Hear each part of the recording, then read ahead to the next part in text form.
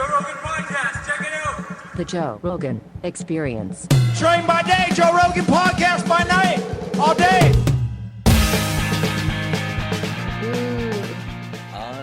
In sketches. I could say for the air, but We're on there. oh, we are on the Yeah, air. we're rolling. I just turned my monitor on because I could see myself and I didn't want to be. But what in sketches, I'll just open up with a Chappelle story because that's what everybody thinks I do anyway. Dave would be watching himself on the monitor. And I'd be like, I don't know, man, just be in it. And then I'd tell the cameraman to turn around. He'd be like, did Neal tell you to turn around? So he couldn't watch himself. It just felt like if you're doing Rick James, maybe just be Rick James, not see yourself as Rick James. Maybe like affirmed that he's Rick James. Well, yeah, Rick James would look at a monitor. Yes. Of him. Absolutely. In that character, I would imagine. Yes. That's actually a good move. By the way, rest in peace, O.J. Simpson. Oh, my God. Rest in peace, O.J. Juice. We lost the Juice. We love today. you, Juice. Juice, we love you. Sam Tripoli posted something on Twitter today. It was O.J. Simpson. It just said, I did it. He posted it on Instagram. But I guarantee you that's fake. It looks like a fake tweet. Yeah. I watched, there's a lot of fake tweets. There's a video of a compilation of Norm doing OJ jokes. And it's 11 minutes. And I watched it and then went back and started. It's so glorious. It was so relentless. He was so good. He was so fucking funny. We're talking about OJ. No, he was, Norm was so fucking funny. And so the good. glint in his eyes. Yes. And half the time he was bombing on SNL because it wasn't really his crowd. Right. And he didn't care. No. He did not care. And he kind of got fired for it. Well, he had a view. You know, he had a frequency that he was on, and comics loved it, and the audience loved it. But yeah, it wasn't necessarily SNL. Yeah, it was the audience. Audiences at home liked it. Yeah, it's 11 minutes of Norm just like, and then this stare after the punchline as it's either working or not. It's just glorious. That's skinny Norm. Look how skinny he is there. Yep. The suit too big. Yeah. And yeah, they didn't, it wasn't like, it wasn't like lauded within SNL. So it was like his own like guerrilla unit, him and this guy, Jim Downey, who wrote kind of all of it themselves. Well, SNL seems like they handicap themselves, like they're handcuffing themselves. Back then it was, but less back then, but now for sure. I haven't watched very much. Me and Jost are friends. I just haven't seen it in a long time. He's funny. Yeah, Jost is very funny, but He's like, very funny. And but I haven't seen it. I haven't seen it. I had a sketch that I wanted Jost.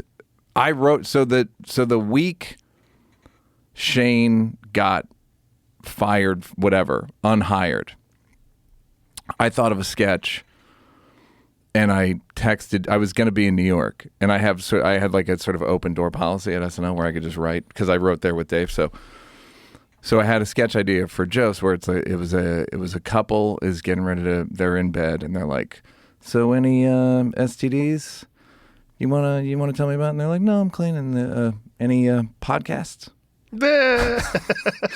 And we wrote, and then it was like, I did one. It was a good idea about Shane, but like whatever. And then we wrote it, and then it kind of got shelved. Like my understanding was some of the people at the show didn't appreciate this, and then I was hoping I was going to text Shane and be like, hey, there's a sketch you should do, but I didn't want to be like, there's room for a show like that. Well, Gillian Keeves is that. Have you watched Gillian Keeves? I think show? I've seen a couple of the sketches. Fucking amazing. Yeah. It's fucking amazing. It's underappreciated. Within the Gillian Keeves fans, it's really appreciated, but the mainstream does not know how good those sketches are. He does OnlyFans dad, a dad who needs to make money, and so he does OnlyFans. It's fucking insane. It's insane. He does this Trump speed dating sketch. Oh my God! Oh, that one I think I saw. They're so very good. Fun. They're so good because it's buck wild. Because they're on the internet and Patreon, and and kind of get away with doing whatever the fuck you want, and it just has to be funny. But that's really, you can't do that anywhere. You know, if you're on network television, you're dealing with so many executives, they're all terrified, and everyone's scared, and everyone's ideologically captured, and there's certain things you can't joke around about. And it's like, God, there's so much ground you can't cover. And it's just, you handicap yourself. You just handcuff yourself. Well, it's also the as two aged men who have seen many many eras of show business, it seemed it's so, the whole thing has got the TV now feels like a 78-year-old woman who still thinks she's fine. And it's like, bitch, you're not fine no more. You don't gotta carry yourself like everyone wants to fuck me. It's like, not really. Yeah. You have all like the props from when everyone wanted to fuck you, but there's a lot of other women out here now. And they still think they haven't really adjusted. They kind of can't. Right. You know what I mean? Like, how do you reduce network television? How do you reduce late night TV? How do you reduce sketch shows? How do you? It's all the still real problem has to be what it always was. The format is just, it's so restrictive. The fact that you have to break for commercials, the fact that you have a specific amount of time, all that is just, you can't compete with the internet because of that. It's just, you just can't. And then you have all the meddling. I mean, you've done networks. I mean, you dealt with Comedy Central. It was fucking insane over there. It was insane trying to tell them what is funny and what is not funny. I will say, after 6 episodes of Chappelle Show, they actually said, I believe the quote was, "We don't understand your show. So kind of just do whatever you want." They really said, like, "We don't understand your show." It's funny. Right. Because that really was the funny. thing. We did the sketch, The Mad Real World, and one of the execs said, like, it's a collection of unfunny scenes back to back. Wow. And I was like, well, could we at least show it to the audience? Do you mind? And then we showed it, and it crushed. Of course. And then I got in the exec's kind of ear, and I was like, I heard what you said about this, and she was like, hey, Neal, take it. Oh, they were bad. Because I was like, I was kind of attached to it. I was attached to it, and I was also I knew it's with any of these things. You know, you, Dave, anyone who's the star of the show, they're jumping out of the plane. Let them pack their own chute. You know what I mean? Like, you're jumping out of the plane. If you don't want to say it or you're not confident in it, then you shouldn't have to say it. Right. And they wanted to pack the chute the way they thought a parachute should be packed. And it's like, no, let the jumper do it. And if it doesn't work, then you guys can meddle. It's really like someone who's watched surgery who wants to cut. It's so dumb. It's so dumb. They don't know what they're doing, and their instincts are almost always wrong. And if they're lucky, they find someone who's really good who can kind of work around their nonsense and still create a quality show. But a lot of the times, it just gets in the way so much that you get like 60%, 70% of what you could have had. Yeah, and you got to also hope that you get that the audience overwhelms the network. Yeah. Meaning, South Park got off to a hot start. Well, South Park was South Park before Comedy Central was Comedy Central, right? Yeah, they made a video. They were a little wilder back then. Yeah. Comedy Central was kind of the renegade. Yeah. You know, and then South Park became so undeniable. You had to just leave them alone. They were so good. You just had to go, just shut the fuck up and leave them alone. Yeah, and that kind of has to happen. Yeah. So, like, and it kind of happened with Chappelle Show pretty quickly. Like, after the Blind White Supremacist game, there was the first episode today, they were kind of like, oh, and then the ratings were good. So they kind of didn't, they tried to meddle, but they kind of, their heart wasn't in it. It hit a cultural landmark. Yeah. It hit this thing where Chappelle Show was the show. It's like, when is it on? When is it on again? And yeah, whereas the Man Show was more like, yeah, it's doing pretty good. I think maybe we could help it somehow. Yeah. Or you kind of either want to, you need to, if you just have to succeed in a big way, and then they'll stop. Yeah, it has to be so undeniable that they have to get out of the way, and you have to actually say that. You got to get out of the way. Like, leave us alone. If you don't leave us alone, if you don't leave us alone, we're not going to do it. And that's the only way to do it. It's like that format is just so limiting. And, that format was all that existed. And that was the essential format for television. It was the only way to do it. You had commercials. You had an 8 p.m. time slot. This is all simple. You have 44 minutes with commercials. Do it. What would you do if you were the owner of NBC Universe? You know what I mean? Like, I don't know what these companies should do. Comedy Central is basically a production company now. Like, they don't. Yeah. Well, they're doing the right thing, I think, in switching to streaming. Right. So it's just a matter of being able to get enough quality stuff on streaming and get people over there. So they're going to have to shell out a lot of money for big properties. And they've done that with Disney's done that and Paramount's done that. And a few of these viable streaming platforms have managed to make really good shows and put them on streaming. And they can still do that. There's shows like Shogun, which is just fucking so good. But, it exists in both. It exists in streaming and on television. And they kind of make it for that. You still have the commercial breaks, but when you watch on streaming, you just get the full episode. Yeah. I also think there's probably very little input from advertisers, meaning if something's popular, people will just want to advertise on it. They won't give a shit what the message is. It family hour? Does this line up with Procter and Gamble's values or any of that shit? Right. It's just like, are there eyeballs? Let's go. Yeah. But even then, there's people that try to push back even against Shogun. There was this thing about why aren't there no black people on Shogun? Well, what do you think it's about? It's about Japan. It's what are you talking about? It's about Japan in the 1600s. What the fuck is wrong with you? This is exactly what it is. Yeah, I hope that didn't get very far. No, it doesn't get far, but it's they try, and that's the indicative of the kind of pressures that those people feel behind the scenes. Yeah. Because behind the scenes, it's all a bunch of grifters. It's all a bunch of network executive grifters that are all just working a DEI angle, and they're trying to make, where's the diversity? How many times have you had pitches where you bring it in, and they're like, where's the diversity? I don't have that problem because I generally come with a diverse, I am Mr. White diversity, but I hear you. Yeah. And yeah, I don't, the DEI behind the scenes shit, I think that they're scared. Yeah. They're just scared. There's just what's the latest priority culturally? So they go we have to service that priority or I'm going to get in some kind of trouble. 100%. And they don't know. They're just blowing in the wind. And they're so expendable. You can move network executives around like chess pieces. You just move them around. Chess? That get rid overstates. Of them. Yeah, not even chess pieces. Yeah, it's not even tic-tac-toe. Yeah. Just move them along. They don't matter. They really don't matter. And basically anybody could do that job as long as you have good quality television. As long as the people that are making it, the Paul Sims of the world, the people that make really good shows, just leave them the fuck alone and they'll make great things. Well, yeah, that's the thing I always want to say. It's my standards are higher than yours. Well, you actually understand I want to bomb less than you do. Right. I don't want this to go poorly. I understand that it's because they're basically backseat drivers. They kind of are extra, over cranked. Yeah. But I'm worried. I'm more worried than you. I'm again jumping out of the plane. Yeah. Let me pack the parachute. Yeah. But that's not why they moved to LA.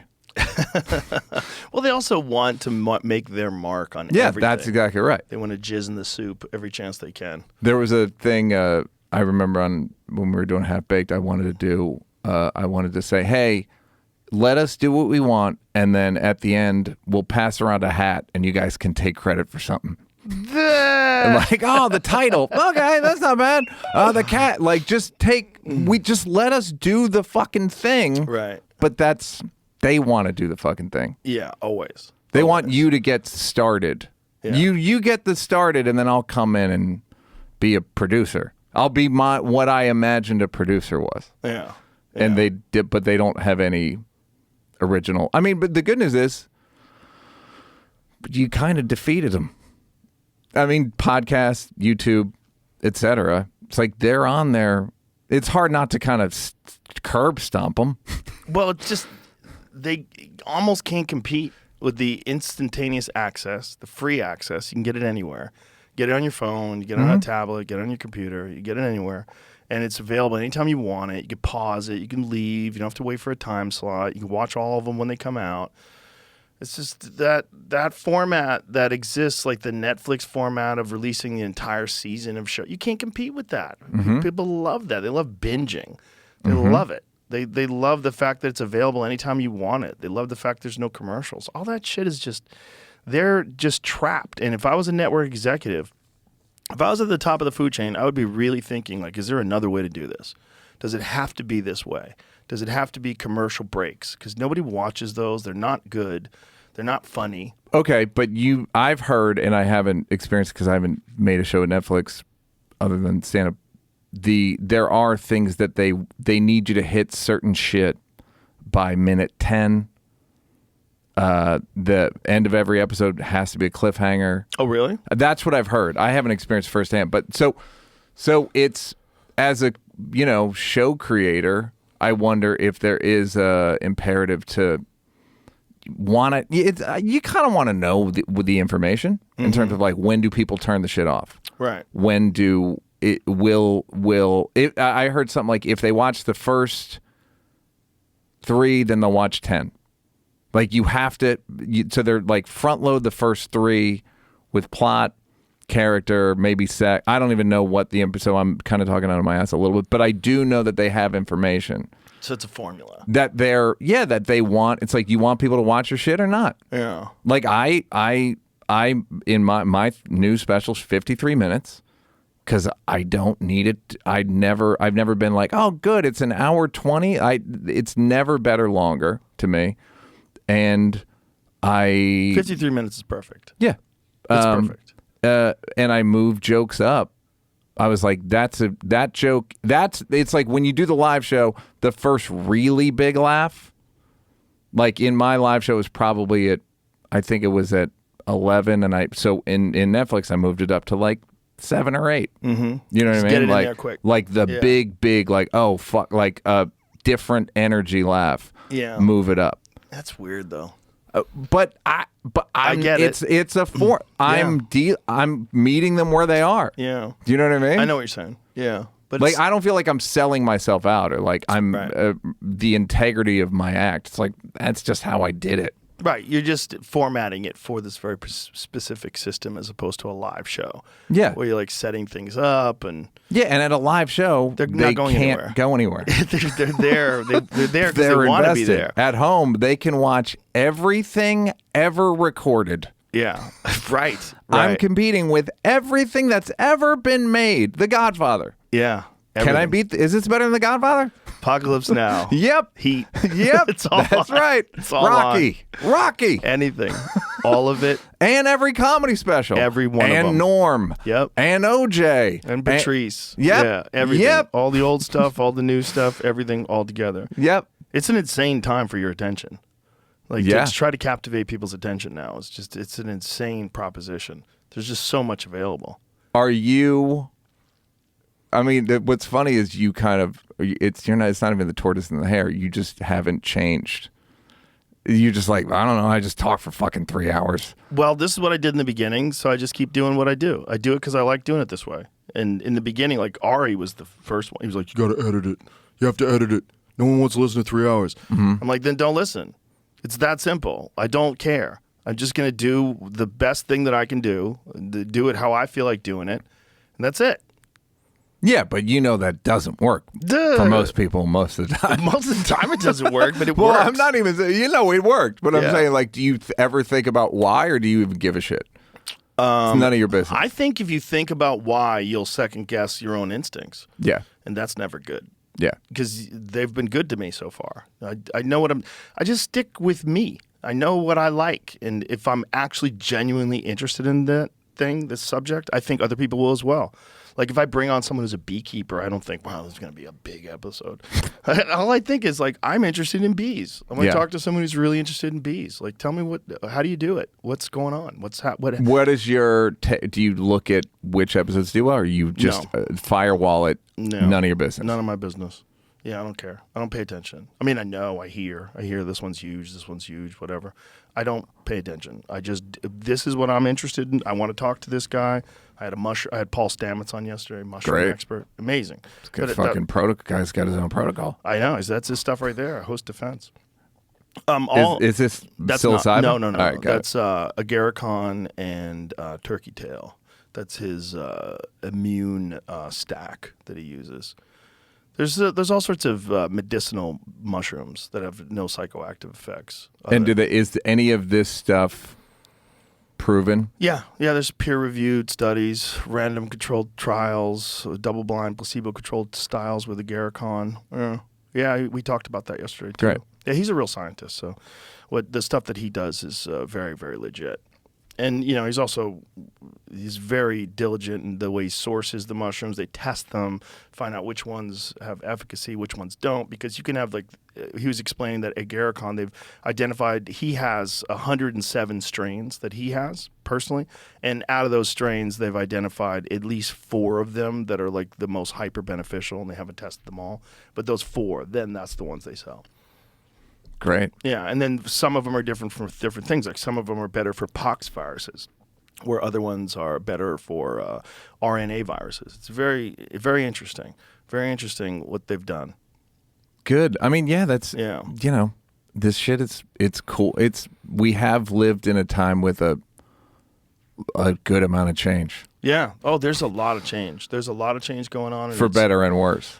Yeah, I don't know how much worse. There's a lot of confusion, but I think ultimately there's more information, and that's always better. And there's more freedom of communication, although there's a lot of attempts at restricting freedom of communication. There's still more avenues of communication than there's ever been before, which is almost always good. And we've talked about this before, but the trusting that people can figure it out. Yeah, well, they have to learn to figure it out, just like people had to learn what things to eat that are poison and what things are edible. Like you have to learn that. And we have to learn that with information. We have to learn that with everything. We have to learn that with styles of communication. We have to learn that with people that are really shitty to people. Like people don't like that. That's not necessary. And learn that. And people need to learn that. And that's how you learn it. You learn it by watching people sort of get ahead, but just by being cunts. And it only goes so far, and the audience turns on them. And recognize that some people are just communicators, and they're just calm and nice, and that's better. And you could still get all the same information and still have interesting debates and conversations. You don't have to be a cunt. Yeah, because I think about, I'm not very, so I feel like you're paranoid, or not paranoid, you're skeptical of control, right? Yeah.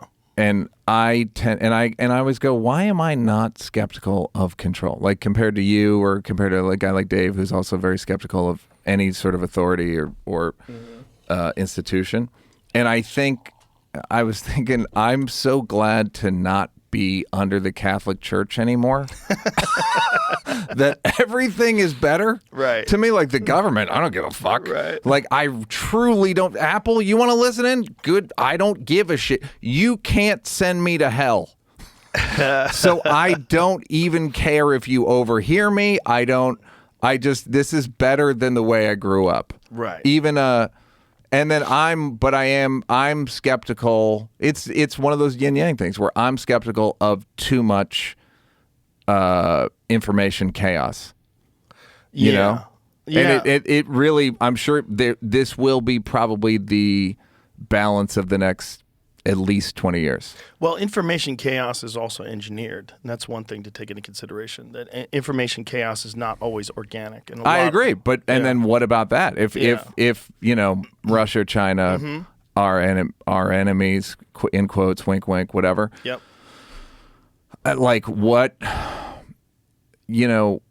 If somebody's Dave made the point that if a country has racial divisions anyway, and then an outside actor foments them, it's the country's fault for having them in the first place. And it's like, yeah, but that's kind of bullshit, because like if there's a marriage that is having trouble and then someone comes in and fucks with it, that's the outside person's fault. Because the married people want it to be good.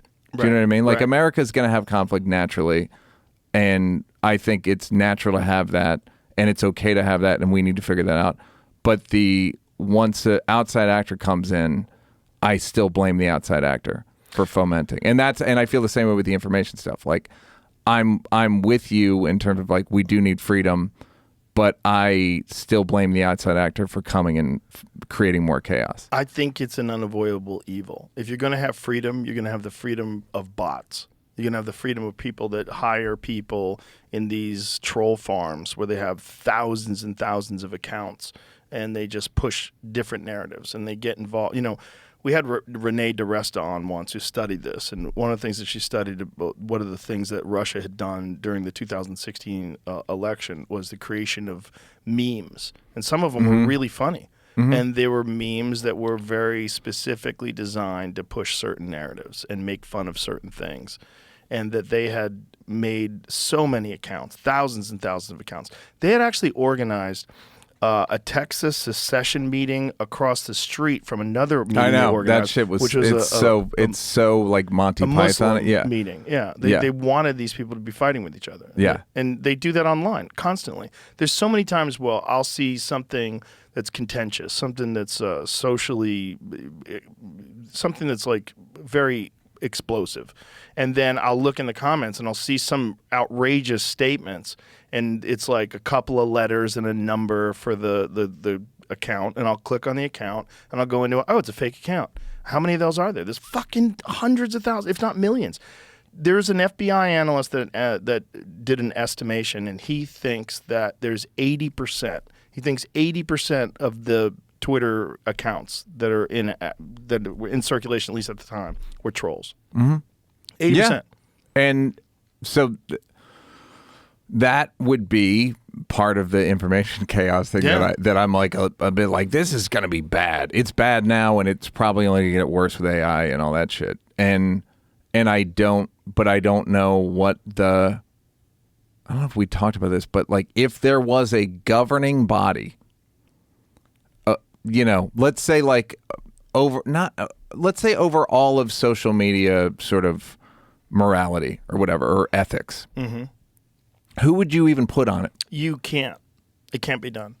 It can't be done because the government can't be trusted because they're doing it. Right, but let's say government is involved. The people elected it. Do you know what I mean? If there was a way to get get around the government, it's not possible. For instance, like who Jon Stewart. Yeah, but people would have access to that. Like Jon Stewart couldn't talk about China on Apple, so he left. He left. Yeah, it doesn't work. No, I'm with you. That's corporate. I'm saying like who are even. I think the solution is more complex. The solution is go on. The solution is technology ramped up to a point where lying is impossible. And I think that is going to be tied. You're going to be able to have opinions, but lying about specific facts, I think, is going to be far more difficult with widespread use of AI, and also when people have universal ability to translate languages instantaneously. Right now it's a little clunky. You could read tweets and you could say translate the tweet. You can do things like that, but you don't necessarily know what the fuck is going on.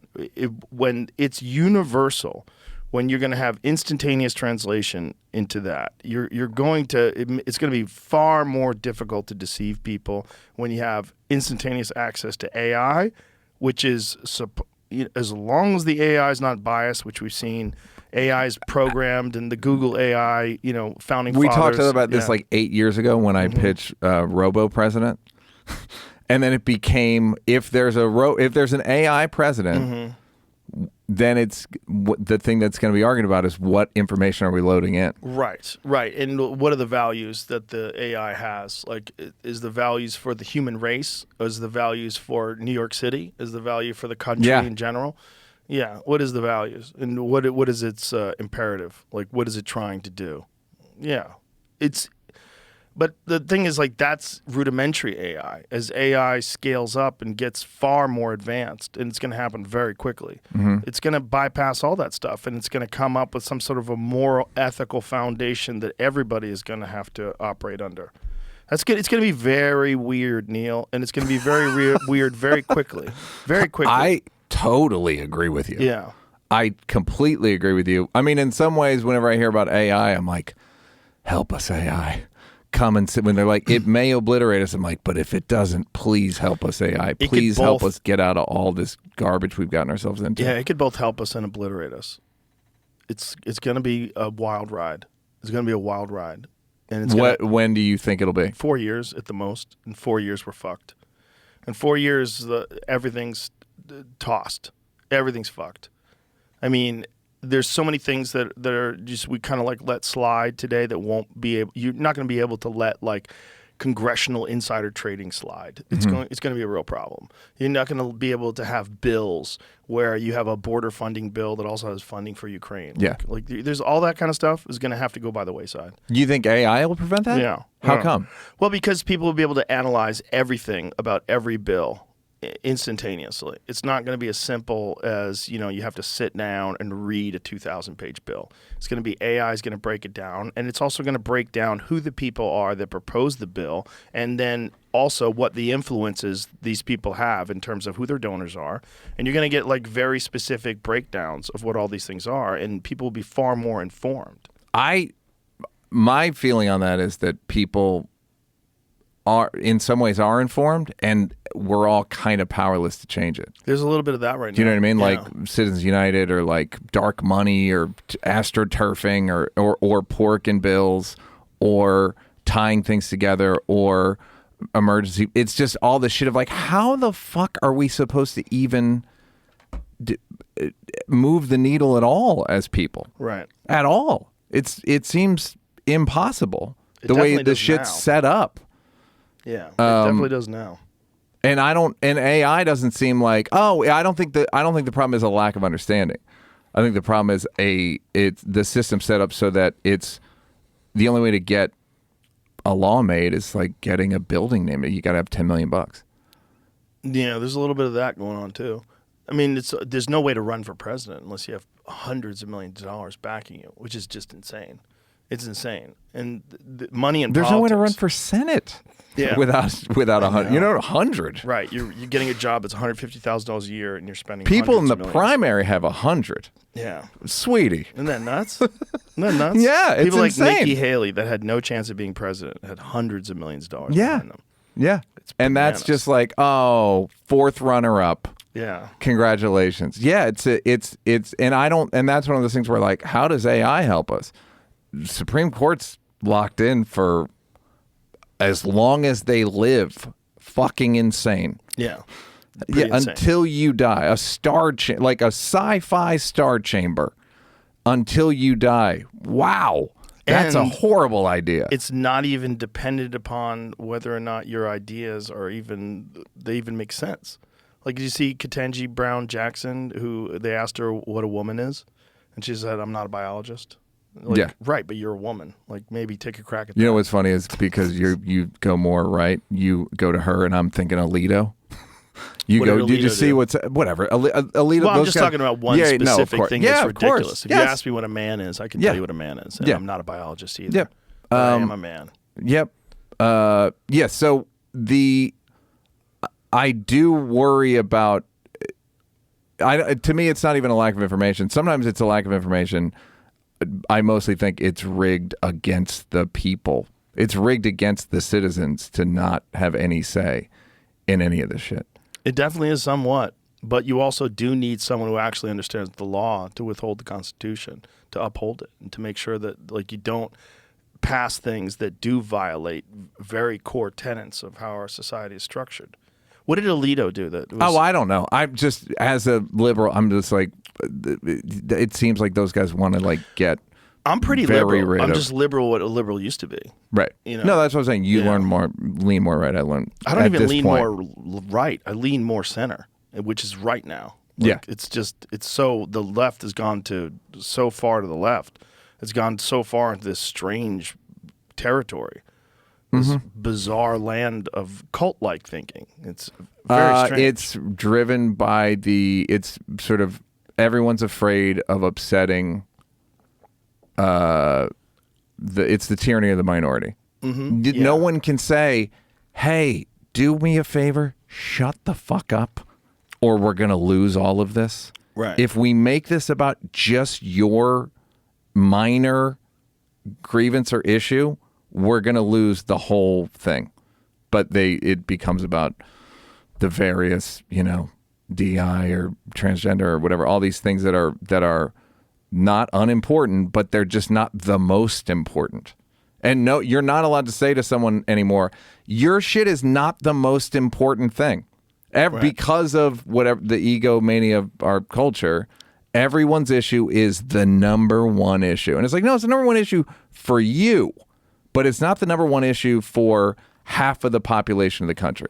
Well, it's also the thing is if you oppose any of these protected ideas, you get attacked. Yeah. You get attacked and labeled as the worst thing possible. Yeah. Whatever that is. When you're at the time. when you agree with them in 99% of other issues. Yeah. Yeah. But they just prioritize. It's just this thing of like, no, it's like the kids playing soccer where it's just running a bunch of, this is the most important thing. And it's like, is this really? And then you can't go, the fuck are you talking about?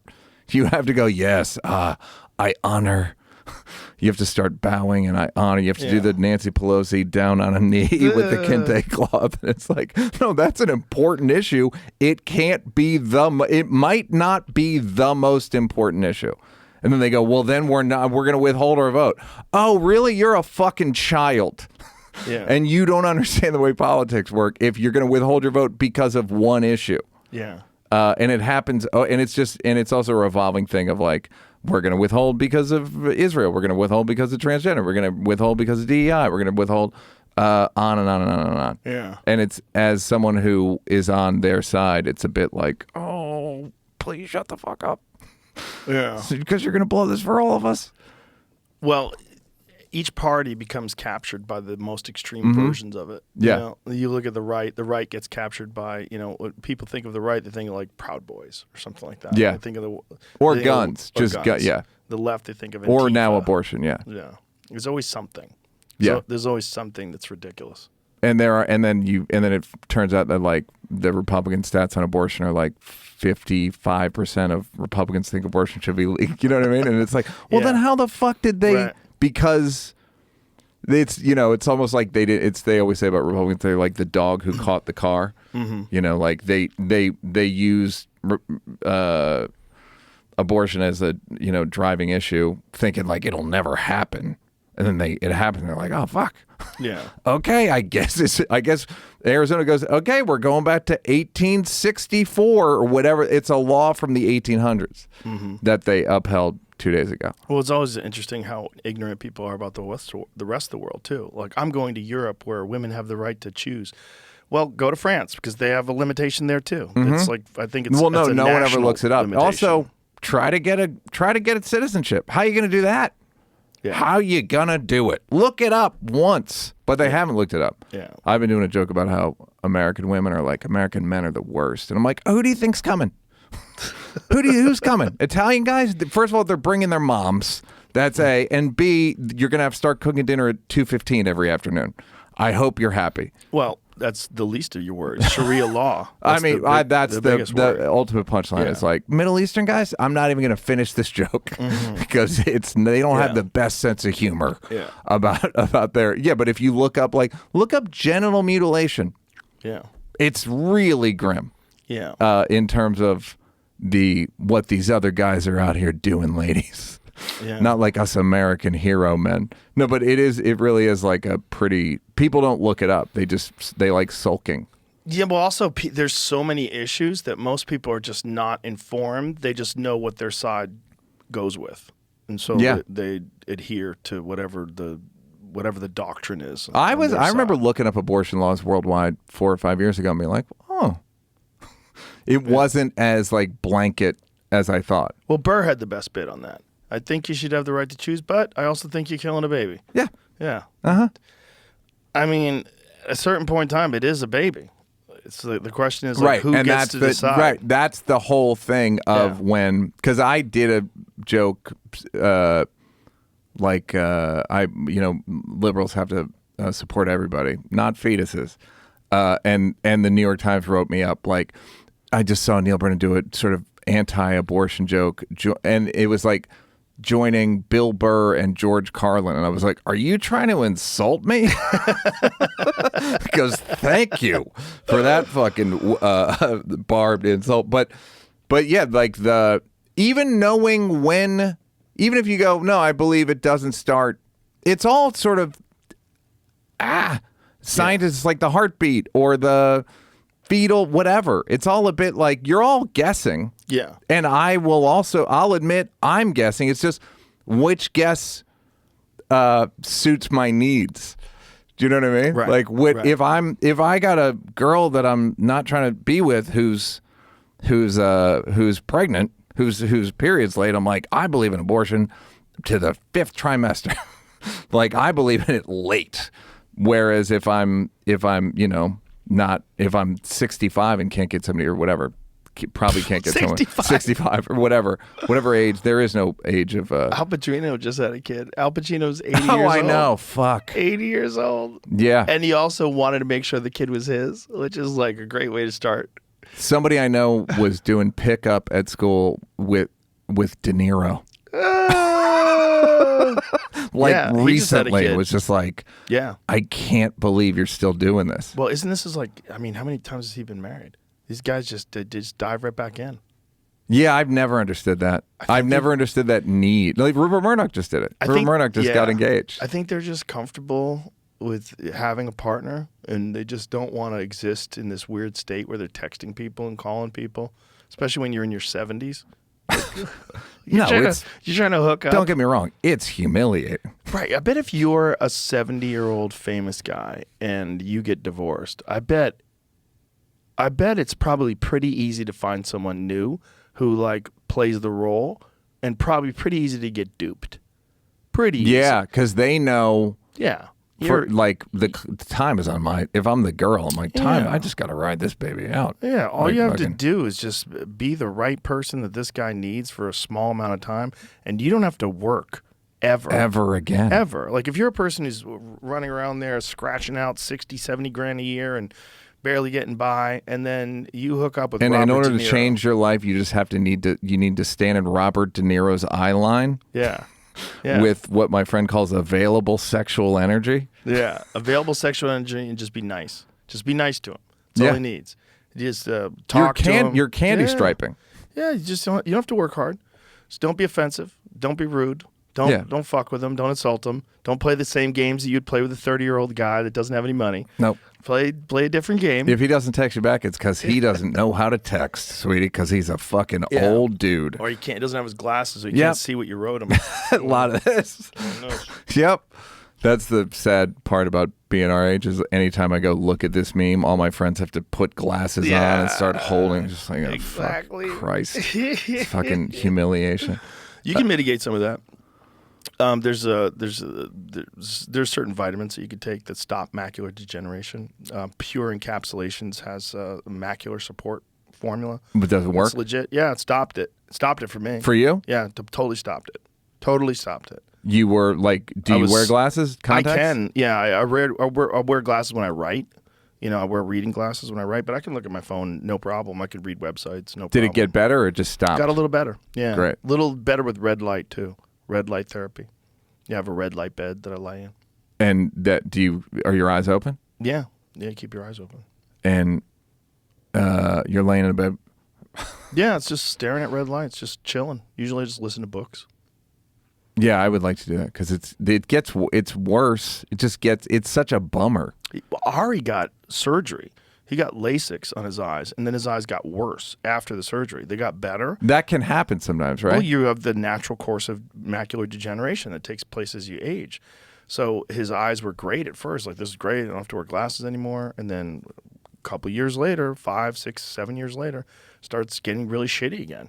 And it's just, they go, yeah, that's just what Yeah, happens. I think that happened to Bill Maher too. It got worse. He kept getting LASIK.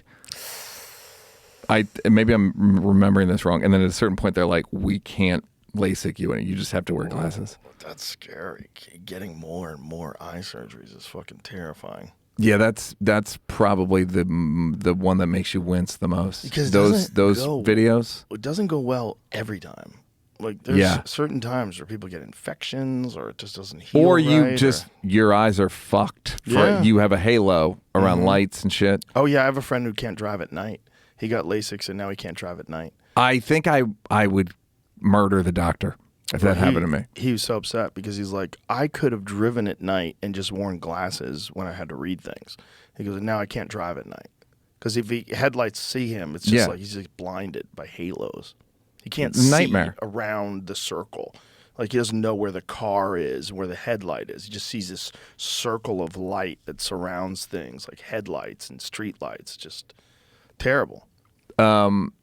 Yeah, I don't. That would make me feel so sorry for myself if I went for surgery and was like worse off. Yeah, that's a problem with some surgeries, and the problem with surgeons is that when you have a hammer, everything looks like a nail, and that's the only solution. I mean, yeah, that's most. I've had a bunch of surgeries that I avoided, where the doctor's like, "You're gonna need surgery." And I was like, "Are you fucking sure? Like, are you sure?" And Knees, shoulders, shit like that. Shoulders is the big one. Yeah, I wound up getting stem cells in my back. I had bulging discs, and they're like, "You got to get that trimmed." And I was like, "Are you sure? That's the only way to do it?" It's not the only way to do it. What did you do? Decompression, stem cells, fixed it. I have zero Really? problems. Yeah, zero problems with my neck, zero problems with my shoulder. I had a full-length rotator cuff tear in my shoulder, and they were like, "You're gonna need surgery, 100%." And I went back to the doctor 6 months later. It's like, this is fucking crazy. Like that tear doesn't exist anymore. What did you do? Because stem cells. Yeah. And direct into it? Yeah, direct into it. Yeah. And did you have to go far? Was it just like local? I did it in Vegas and I did it in LA. I did it several times. I think I did 3 injections in my shoulder. And then 6 months later, I got another MRI. And they're like, "You don't have a tear anymore." The doctor was blown away. Because this was all, we're talking about, I think my injury was like 2015, 2016, somewhere around then. So this was all fairly recent in terms of like the amount of the kind of results that they were getting. And this doctor had never seen anything like it. He was blown away. He'd been an orthopedic surgeon for 20 years. Did you have to do anything? Did you have to rehab it? Or yeah, I did regular rehab. Like once I got the surgery, I do. But you're trying to bring back. What do you bring? You're regenerating tissue. You're regenerating. Can rehab tissue. help you with that, or is that just stem cells? It strengthens it. I think the rehab with the stem. The key is it's like not injuring it while you're healing. And the problem is it starts feeling better, and then you start pushing, and then you re-aggravate the injury, and then you're in this repetitive cycle. But if you can avoid that, like my friend Shane Dorian, he's a big wave surfer, and he got serious stem cells down in Tijuana where they could do wild shit. And he got his entire back done. So they put him under, and they do every disc in his back. And they're like, you can't do anything. Like, you can only walk for like a couple of months. Like, that's all you could do. And for a guy like him, who's a world champion surfer, and he's an athlete, and he's always exercising, he's always doing something that was crazy to just not, all you could do is walk. But now he feels fucking incredible. And it's just months later. Has the back of his old back. Well, it's definitely a lot better than it used to be. Yeah. And that's the key to these things. And if you were allowed to do those in America like you're allowed to do those overseas, I think you'd see remarkable improvements. But the problem is then you have orthopedic surgeons who don't want this to happen, and they'll try to tell you not to do it because if more people do it, and they start telling more people to do it, people are going to avoid surgeries and they're going to be out of a job. There's one of these in Jimmy, if you bring this up, there's a film that they can put on teeth that will basically just prevent cavities forever. Really? Yeah, I saw it like 3 weeks ago. There's like a microscopic film, invisible. You they kind of paint it on. They want to do it on kids, low income kids, and it will again. Maybe I misread it, Jamie. If you look it up. Wow, I haven't heard of that. That's crazy. No, it's a new thing, but there are, and I'm not even, I mean, I am conspiracy minded in terms of like, yeah, people will try to prevent that, but I wonder which ones they'll let through.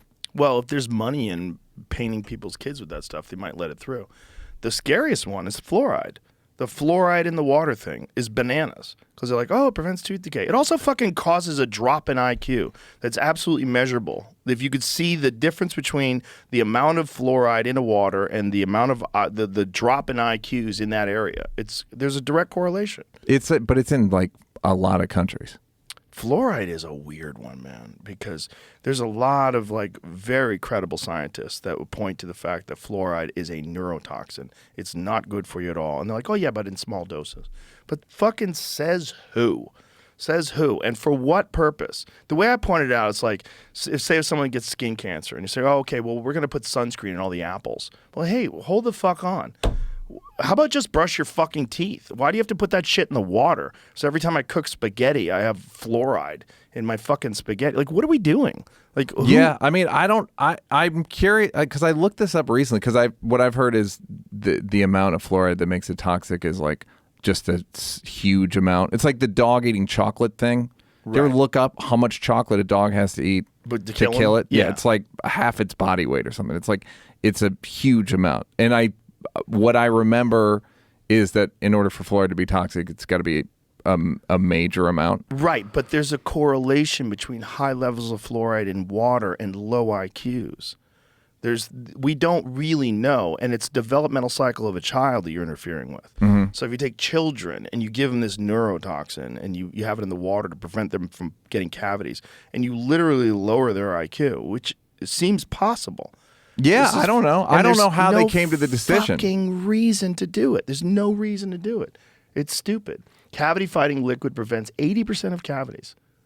Finds largest U.S. study. New treatment uses silver diamine fluoride. Sorry, buddy. Which is an inexpensive liquid that prevents Guys, I cavities. should have never brought it up. Well, it's a surface thing, kidding. though. You're not covering Well, your it's fucking... stuck in your mouth, though, I think. You're not drinking it.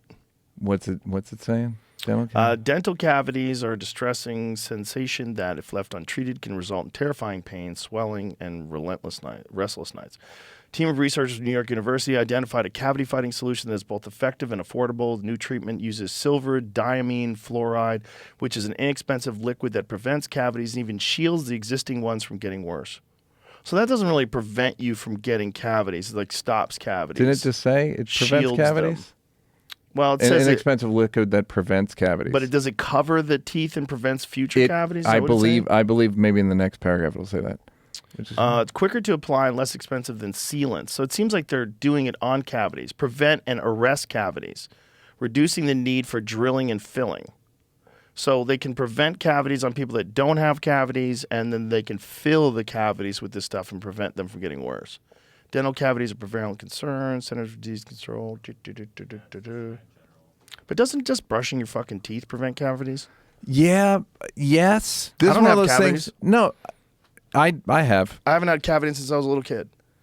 I just brush my teeth. Thank you, fluoride. I don't think That's it's fluoride. tonight's episode of I have Joe a well. Rogan. I don't have fluoride in my home. Is that water. true? Yeah. Yeah, I try to avoid fluoride wherever possible. You live with It's fluoride. not I mean, but good with- the first half of your life was you were riddled with fluoride. I'm sure I got Or it. until I you used to moved use here. fluoride tooth. No. Yeah. Even when I lived in L.A. No, But that's what I mean. I never drank water. Oh, out you of the didn't? tap. You had your own well, I or will you had never your drink own water thing? out of the tap. Never. Interesting. It's fucking terrible for you. It smells bad. It smells like chemicals. And even if it's like mostly okay, it's like, why are you doing that to yourself? Like, have you ever like seen any of the studies on fluoride? And The ones I saw were just like documentaries on it's pretty fluoride. minor. The ones I've seen. It's not necessarily minor. It's poison, and it's not necessary. There's no reason for it, and it seems like there's a lot of money tied into fluoridating drinking water. Look up countries that fluorinate their fluoride, Fluoridate. their water. Because it's. Michelle I Lottom looked it would do up. it. Yeah, I looked it up. So if we all have bad IQs, it's fine. Did you watch the no Synanon thing? The what thing? There's a HBO documentary about this. It's really, you'll really like it. It's like, About what? it's called Synanon. Synanon. It was like a group. It was a bit of a, it was a cult. And then it started out as like kind of a self-help, as like a 12-step fellowship. It's the classic. Then it became a cult. Then the leader goes crazy. I'm on it. It's only episode 2, but it really does No. follow like the thing of like every cult at some point the leader goes, hey, I spoke to God and he needs me to fuck all your wives. Sorry, guys. Synanon. Yeah. What is it about? So it's an old cult. it's from the 70s, yeah. The golden age. The late started in the 60s, went into the 70s, starts How do I in not black and know white. Anything about this? Yeah, it's on HBO Max or I'll whatever. have to shave their Everyone head. shaves their heads. That's so it's important. fucking right up your alley. Like it's there's the guy. Yeah, look They at have him. audio of him screaming at them. An attack against Synanon was an attack against Yeah, America. it's fucking Wow. custom made for you. That's crazy. beautiful. I've literally never heard It's been of on this. for. It just came out last week. Oh, so I many have of a these. thing in my new Netflix about where I'm talking about you. I'm talking about the outsized role that because corporate leaders are basically piece of shit, politicians are piece of shit, clergy, imams, pastors are piece of shit. Now somehow it's all become like, well, what do the clowns think? Now it's up to comedians to be the moral arbiters. And it's you, Dave, I mentioned Ellen, I mentioned Kevin Hart, I mentioned just all these people that's like, why are you guys consider? I mean, I know why, because it's just everyone else couldn't do it. And comedians have opinions, and like Carlin was moral sometimes. Jon Stewart is moral, but it's one of these things, it's like, it shouldn't be up to us, guys. Right. We're like, we shouldn't be the backstop. We shouldn't be the moral backbone of America. We're one of the rare people, the rare groups of people that are allowed to speak freely. Yeah. And that's what it is. It's like we're the one, as long as we can find an angle where it's funny. Well, that's the thing, is people are mad. It's like on here, people get mad at you for not being reading the talking points of the National Institutes of Health. You know what I mean? Like, I never understand what people want you to be. Like, what do you walk me through this, where Joe says everything you want him to say. It's not possible. It's also not. It's not a show anymore. Right, but you can't make everyone happy. It's impossible. Yeah. And if you try to operate in this world where you're trying to make people happy versus just trying to be honest, right, you're fucked. You're fucked. You're fucked from the jump. There's no way to do that. It's not possible. You won't be you anymore. You will be compromised. Yeah. I mean, I feel that about so many things. I feel that about reading comments. I don't think you should read comments. I don't. I think that it's been a detriment. Yeah. To certainly like public comment or whatever we do, whatever like public speaking, because it really does kind of, you think about like, well, what's the worst thing you could possibly say about what I'm thinking of saying? Right. And Well, it's also, a bad way to approach things. I think. It's also people that are deeply dishonest. Of course. And twist. deeply unhappy and deeply antisocial. Like they did with your joke about abortion. Like, right. he's just a grifter. He's a pro-abortion grifter. Yeah. Trying to get that right-wing money. Instead of just trying to make a point. But everyone's trapped. They're trapped in these ideological bubbles, and they don't know what to do. And it's if you keep reading the comments on that bubble, you will stay trapped. You will stay trapped. You're fucked. You have to be able to think freely and express yourself freely. And you can be wrong. And if you're wrong, you have to be able to admit you're wrong. And you have to be able to say why you were wrong and why you thought this and why you think differently now. And that's just a function of being an honest human being. And it's possible to do. But god damn, that is a whitewater rafting trip that is fucking filled with rocks. Yeah. There's bears catching salmon and you're full. It's crazy. Scrape your fucking yeah. It's scary. It's scary. How do you like do you monitor yourself at all? Do you know what I mean? Like have you gone like, boy, this is getting pretty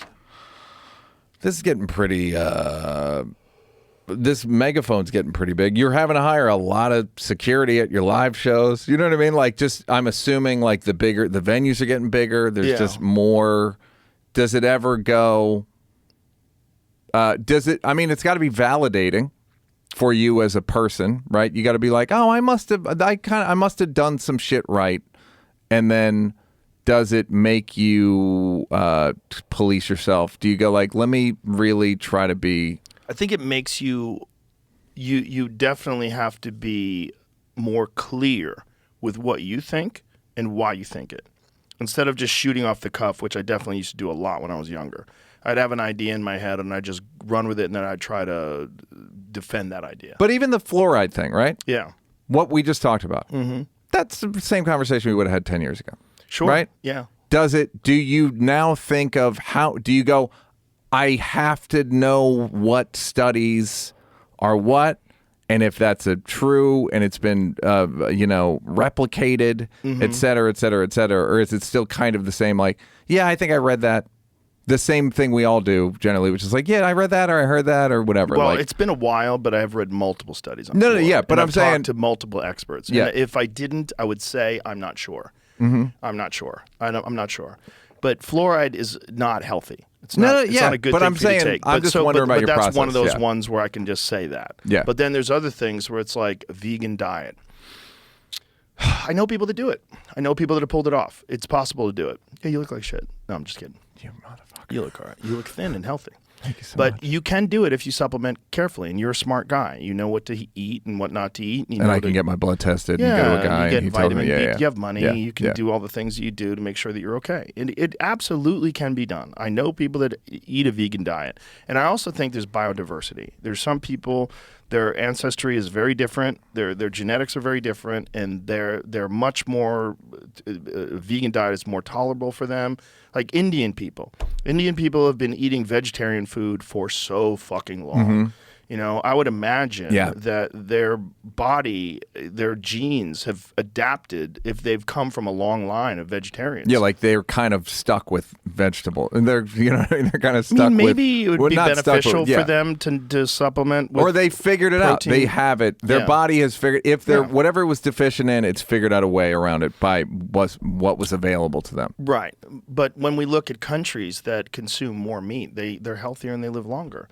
Hong Kong is a great example of that. So there's some great studies that have been done on Hong Kong. They have like one of the highest meat consumptions and higher life expectancies and but Yeah, it's- and then but there's also, then like, again, Blue it's like, Zone. How long have they been doing it? Yeah, and the blue zone or the like a little bit of protein. Yeah, it's. I guess what you're saying is the acknowledgement that like shit's complicated and there's no one right or wrong answer. There's also things like healthy user bias. Like the most important thing that pretty much most of the objective doctors will say, the most important thing is physical activity.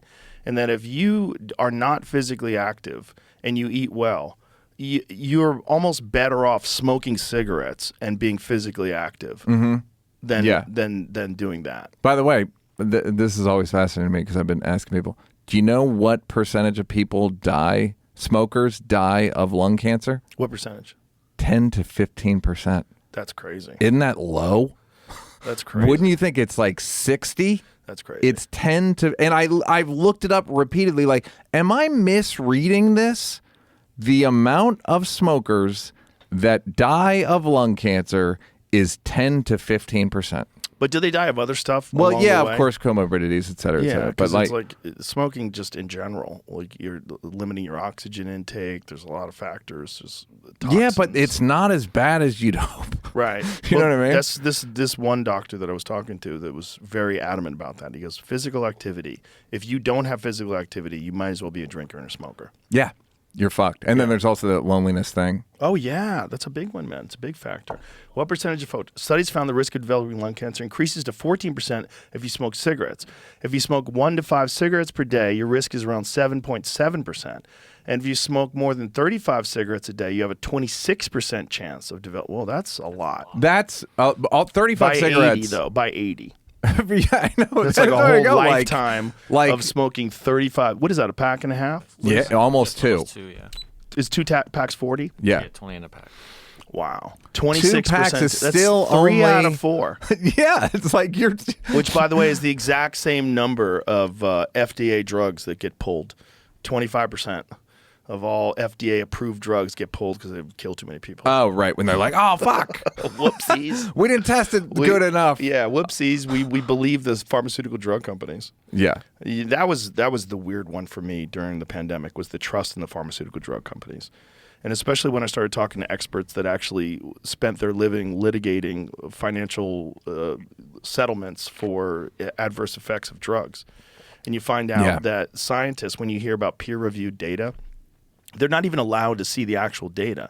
They see the analysis of the data by the pharmaceutical drug companies that perform the studies. I'm of two minds about this because on the one hand, I agree with you and I've had similar experiences.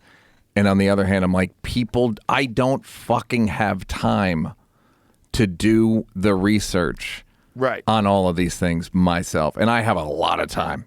Like, do you know what I mean? Like, everything's fucking corrupt. Right. And it's so aggravating and so like predictable because it's just human beings and they're just going to be corrupt. and you just have to hope that the pill you're taking wasn't a victim of the corruption or the operation or even the stem cell or whatever you do. You just have to hope it wasn't a victim of humanity. And so I'm with you because I've heard shit about I've learned you can test for anything. I've heard statisticians say you can make anything. You can crunch numbers any way you want to get to what you need. Well, they certainly have done that, and that's the big Vioxx scandal. Like in the emails when they released Vioxx, they literally said... Which one's Vioxx? Vioxx is an anti-inflammatory that they use that is no better than non-steroidal anti-inflammatories like ibuprofen. And it's killed somewhere in the neighborhood of 60,000 Americans before it was pulled. Well, there was that other one, the the antihistamine that wasn't anything. What's that one? The Sudafed one. The one that was like a month and a half ago. Most cough medicine wasn't medicine. What? Look Really? at it. I assumed you did like an emergency episode about this. When I never even heard of it. No, I don't even know what to look up. Cough medicine isn't medicine. Fraud. Yeah. Look up cough medicine isn't medicine. It was fucking insane. But again, my kid has a cold. Right. So my kid's literally stuffed up this very second. I'm a parent. The fuck am I supposed to do? Right. You get medicine. This is medicine. It's at the store. Cough medicine. Got it. I got cough medicine for okay, him. good. I'm a good parent. Head This home. should knock it out. Yeah. And now it turns out it's just a bunch of garbage. What is it, Jamie? Did you find anything? I'm trying to dig through. I got conflicting information real quick. So I'm trying This is what happens, Joe. Yeah. This is well, the pharmaceutical drug companies are like little trolls. They put up a bunch of fake studies. Or shit's complicated. Yeah. Shit is definitely complicated, but there's also a lot of financial No, I know. interests that That's cloud the issue. water. It's with all this stuff. It's Yeah. like shit's complicated and people are corrupt and people try to thwart information and bad information rises and there's no it's spider meme. Yeah. It's just everything's fucking incredibly complex. OJ was dead for about an hour before I saw people connecting to the vaccine. Because OJ was telling people to get vaccinated. Well, maybe this guy who murdered his fucking wife and her boyfriend, maybe he was racked with guilt his entire life and lived in a constant state of anxiety. And everywhere he went, people yelled at him and called him a murderer. And maybe he didn't sleep good. But by the way, still made it to 76. Right, which is like, I think 2 years older than most people die. I think the average age is like 72, 74. Like, what's the average American male life expectancy, Jamie? It's either... Let's guess. I'd say 72. it's good. I want to say 72. Well, black men is way lower. And fucking football players is probably 58. Right. Good point. Good point. But which is interesting, too, because one of the things that one of his attorneys said that if CTE, the information was available today like it was in 94, they would have used that in his defense. Right. Okay. Which is kind of crazy. But has he found more innocent? 76. So 76 years. So he hit the number. OJ, good for you, Juice. OJ landed exactly on the average American Here's number. what I found. So the FDA press release says this. FDA advisor declares ineffectiveness of widely used over-the-counter decongestant active ingredient. The active ingredient in decongestants was nothing. Popular over-the-counter medicines for colds and allergies don't work, FDA panel said, and that's Sudafed. What it really is they took, it's like this ingredient in there. Sudafed, Benadryl, and most decongestants don't work.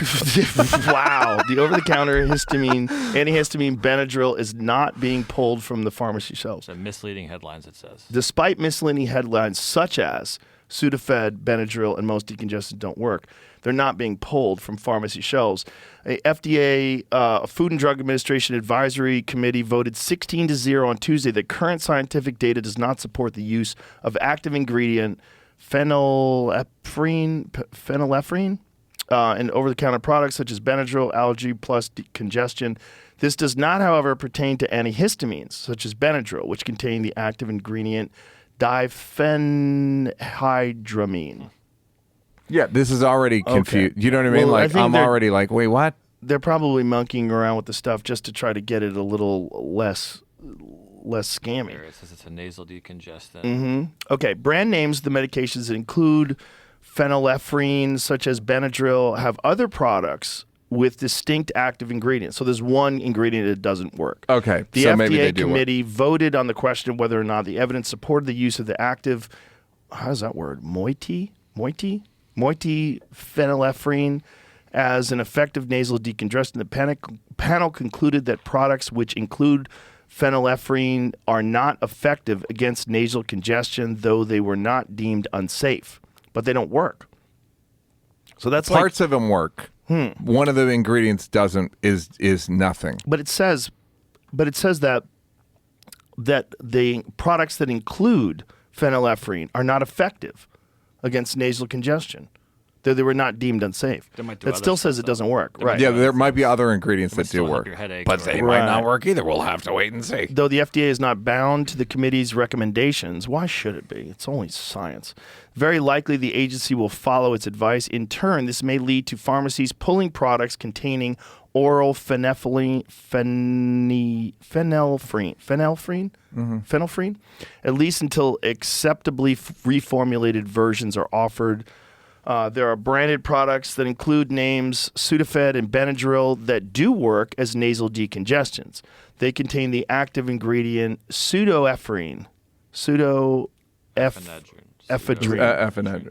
Pseudoephedrine. Yep. But because the dangerous illicit substance methamphetamine can be made in illegal laboratories with pseudoephedrine, these products were placed behind the counter years ago. In 2005, Congress passed the Combat Methamphetamine Epidemic Act, which required pharmacies and other retail stores to maintain purchase logs. Yeah, you got to show your driver's license. I remember I bought some of that stuff once, and I was like, "What? What do I have to do?" Yeah. And they were like, "Yeah, people can make meth with this." I'm like, You're "How- like, do you know who I am? I'm never going to stop talking about that. I'm like, how much meth can you make off of one of these things? Is it enough? Like, how many? Of these things they would go from pharmacy to pharmacy. just get boxes and Dirt boxes bags. of it. Yeah. And then cook it up. It's just like, Wow. fucking get a job. Also, just doing get Adderall. Yeah, or yeah, exactly. Yeah. I mean, they'll prescribe that to you. Just Well, I'm yeah, really but now sleepy. we're running short, Joe. Yeah, apparently we are, right? Yeah. We're running short on Adderall. Yeah, so no, it's interesting to see, you and people we've known so long being held up as like, when it's like, what was the thing Fitzsimmons helped you steal back a car radio or something? Didn't Fitzsimmons, when you were roommates, you dated his roommate? Oh, yeah. I jumped a fence because my car got towed and they had my radio in it. I jumped a fence to get my radio. So that's Yeah. the joke me and Fitzsimmons have whenever there's a headline like White House concerned with Joe Rogan. We're like, I bet this is about the radio, right? Him jumping the fence to steal that car radio in 1990. Yeah, I forgot about that. Yeah. like it's funny. He was like, "What are you doing?" I'm like, "I'm gonna hop this fence, and get my Yeah. fucking radio." yeah, and he helped. He aided and abetted. But it is like, hey, who should? I don't know. Maybe you and Dave are as good as it. I don't fucking know. You know what I mean? Everybody should be able to discuss things. And Yeah. the problem is I can discuss things and millions of people hear it. That's the problem. And do you ever? Yeah, that's what I guess I'm wondering. Like, does it? Yeah, I think you're right to not pay attention. But it does a part of you go like, should I be paying more attention to this? Should I be more concerned about being a news outlet or whatever the fuck you're supposed to be now? I'm very careful about certain things. And I'm very careful that at least now, that I know what I'm talking about. Or I say I don't know what I'm talking about. Yeah. Like, be clear. And then also, if you know something and you don't say it, and that thing can benefit people or they can inform their decision making, you should say it. It's important, especially if you know things. If you absolutely know something to be a fact, like, say it. And especially if you realize there's like immense pressure from these financial institutions or pharmaceutical drug companies or whatever it is to not say that thing because it's gonna Do you ever undermine their feel profits. squeezed? Not No. squeezed, but do you ever feel people floating information to you like, I've hey, definitely Jimmy, float that baby up on have the screen, conversations with people where I'm like, this person's feeding me bullshit. Yeah, definitely.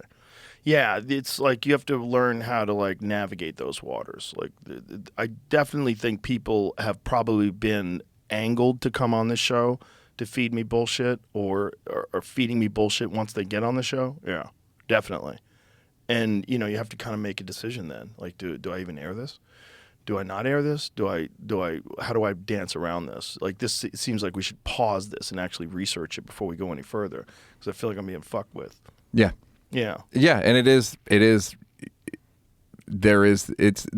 new institutional news, legacy media or whatever. It's another one of those like 77-year-old women who still think they're fine. Well, it's it's like way you worse. can't fucking lie. If you pretend you have a monopoly on the truth, you know what you have to only say is the truth. It can't be. Obviously, there's biases, whatever, human biases everywhere and institutional biases, but some of these people are so lazy.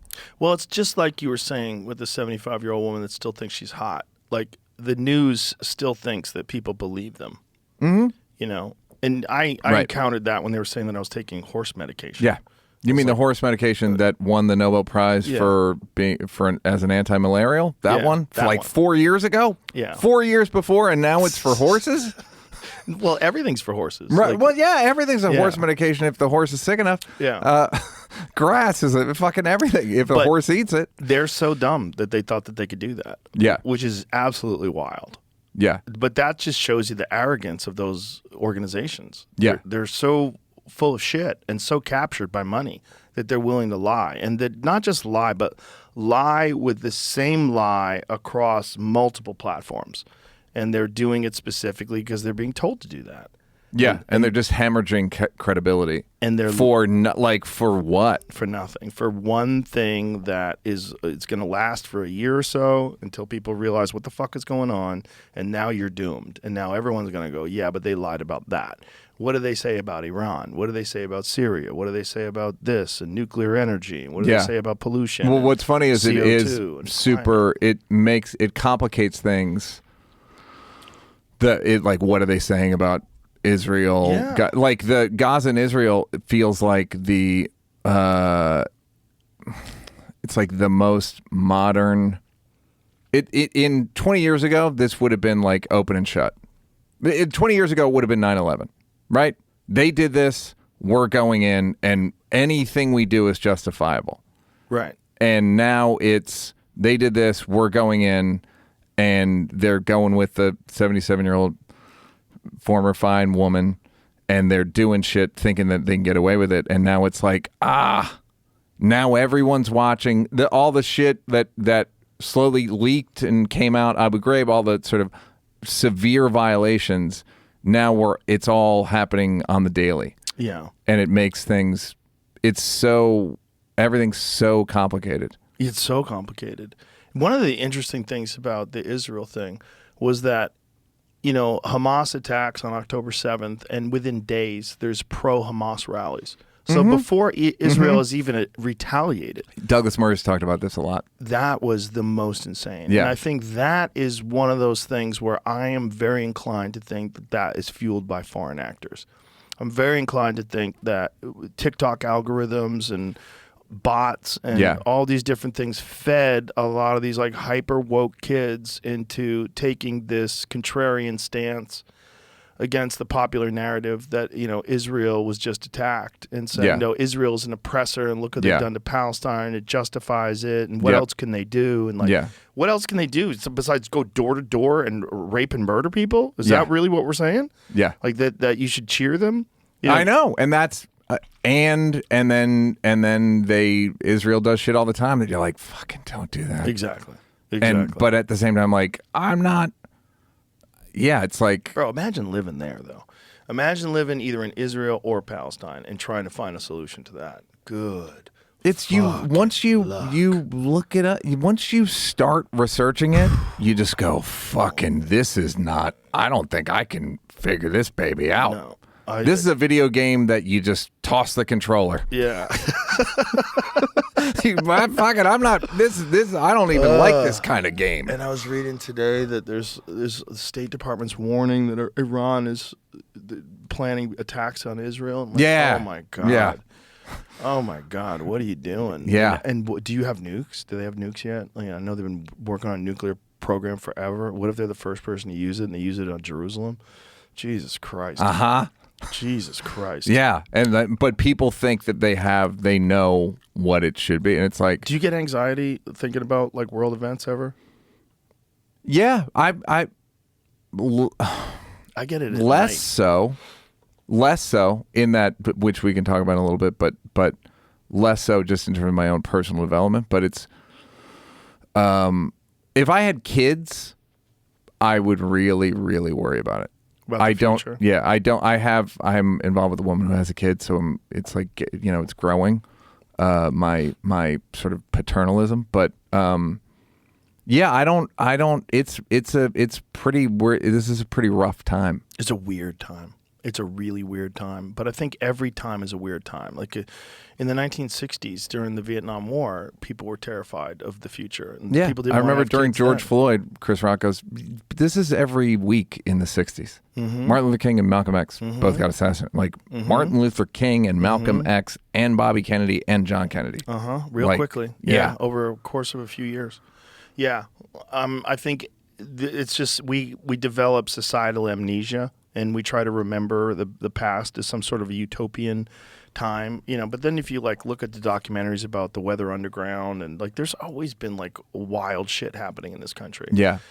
But it's also back then wild shit you really only heard about through large corporate media. I know, platforms. that's the funny thing is now Right. it's like you don't need to Right. leak Abu Ghraib. You don't need to leak Gitmo photos. It's all coming out that afternoon. Right. And then now there's the rise of independent journalism. The Glenn Greenwalds, Matt Taibbi's, people that you can actually trust. Michael Schellenberger, people that are like on the street, like telling, and they're not attached to any large corporate media outlet. And that's very important because now you get if you're willing to do the work and willing to read what they're saying, you get a much more balanced, nuanced perspective on what the factors are and what all these different contributing factors that are so hard to sort out with everything. Like if you try to pay attention to what's happening in Brazil right now, you're like, oh my God, like, what the fuck? If you try to pay attention to what's happening in any other foreign country. Anywhere. Literally like Canada. Yeah. Shit that used to be like a gimme. Like, oh, Canada's Canada. fucking fine. And then you go like, what the fuck? Yeah. Mexico. Just go. Let's start at the top and go down. Yeah. Finland, Denmark. It's like fucking Iceland. All of them. And then how is mass immigration, illegal immigration, ubiquitous? How is it everywhere in the world, all at one point in time? How's like islands in Italy getting overrun with these African immigrants that are coming over on boats? Like, Somebody how is made a all this- really good observation, which is migration. It's been happening in all of human history. But not like this. Well, I don't know. Well, the statistics in this country, they're really easy to find. Yeah, but I'm saying probably not relative to 17. They probably didn't have like great records until pretty recently. Well, they But- didn't have an open border policy until really recently. Yeah, It wasn't as easy to come across. You also weren't being incentivized. You weren't being given money.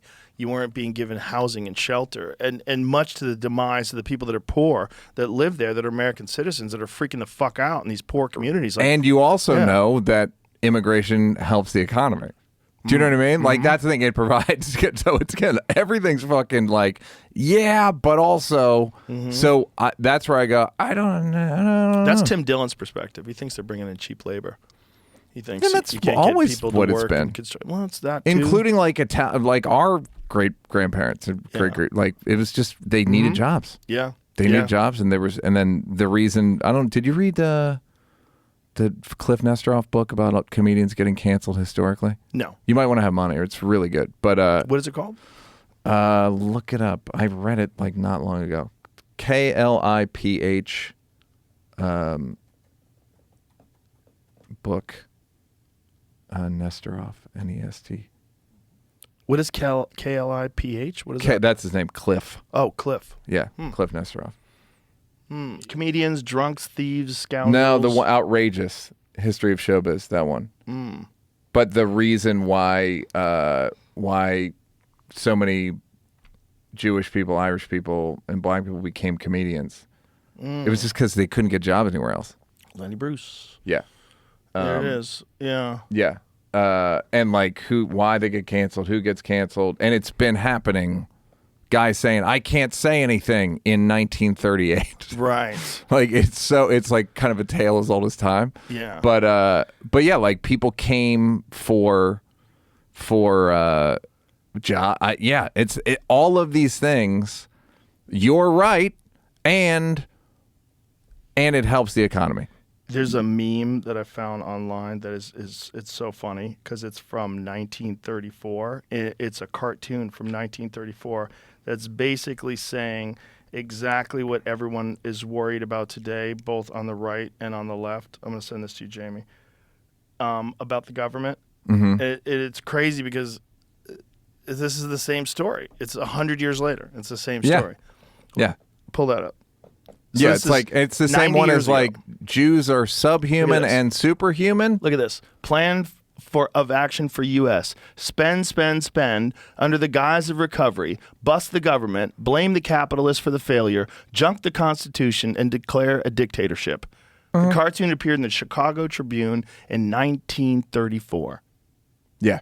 Isn't that wild? Yeah, the government is like, spying on you, and they're inept. It says up there it worked in Russia, so that's Stalin, I guess, is writing that out.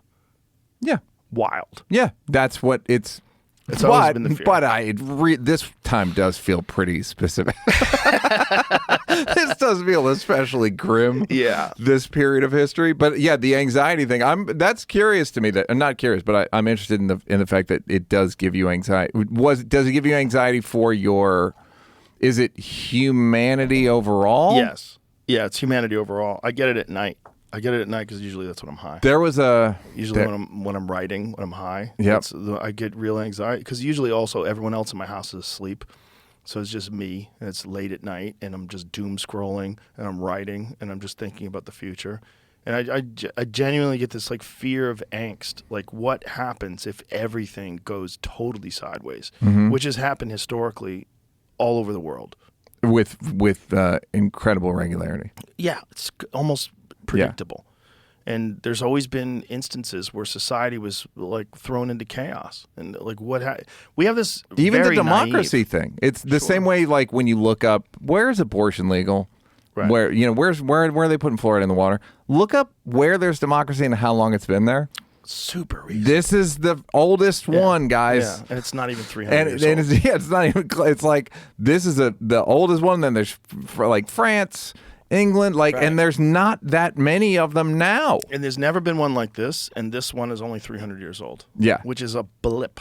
It's a nothing. Yes. Relative to, and it really, and it is that thing of like, you have to foster it. Mm-hmm. You gotta water it. Yeah. And you gotta till the feet. You gotta vote. You gotta research. You gotta do all the shit. But as we can both attest, like, it's worth it. Yeah. Well, this is the greatest experiment in self-government the world's ever experienced. Mm-hmm. It's fascinating. Mm-hmm. It really is. And it's also because of this country has achieved so many amazing milestones creatively. Like how much music has come from America. I mean, how much of like popular music that the world hears. The airplane. Yeah. That's us.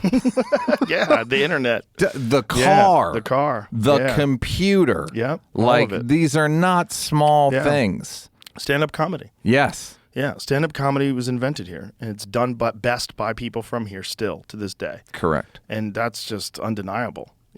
Good luck. Good luck trying to do what we do. Yeah, it's just not the same. But they're it's funny. There's a few guys. There's Ricky Gervais and Jimmy Carr and a couple others. There's the reality is there's a lot more here. Yeah. A whole lot more. Selling out arenas. Yeah.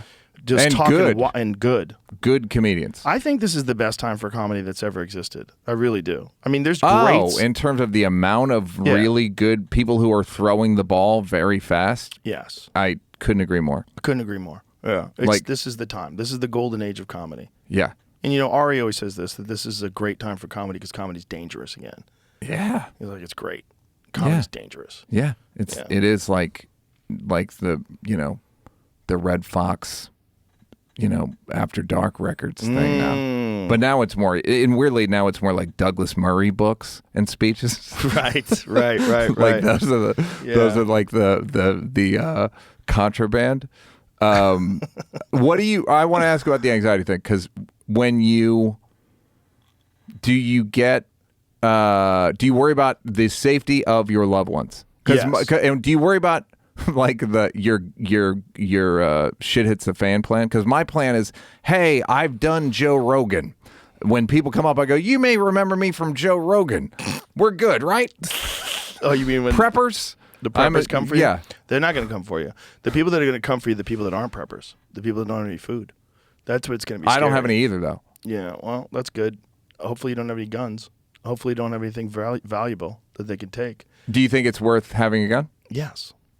Okay, It's so you're better to saying have it- a gun. It's better to have it and not need it than to need it and not Yeah. have it. Yep. Always. Yeah.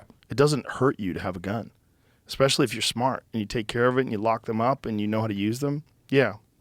Yeah, it's like, one of the funniest things is people are like, you should give up your AR-15. You don't need it. You should send it to Ukraine so they can fight the Russians. Like, okay. Do you see what you're saying? Like they're literally fighting against an oppressive force, and if they're unarmed, you should arm them. Well, what happens if something like that happens here? And you're saying that it can't? Well, yeah. I mean, I did The a idea joke that in it the last can't special. happen here is crazy. The idea of like taking it. There should be every year they should have guys who are like hoarding weapons, thinking that they can take on the government. We should every year have an NRA military showdown, where it's 100 guys from the NRA versus like 3 guys from the military, and they're just going to drone them. Right. But here's the thing. The guys from the military, the guys who sign up for the military are the guys who don't want to do that. See, Well, they're I the know. Well, patriots. yeah, That's the thing, like turning them on Americans.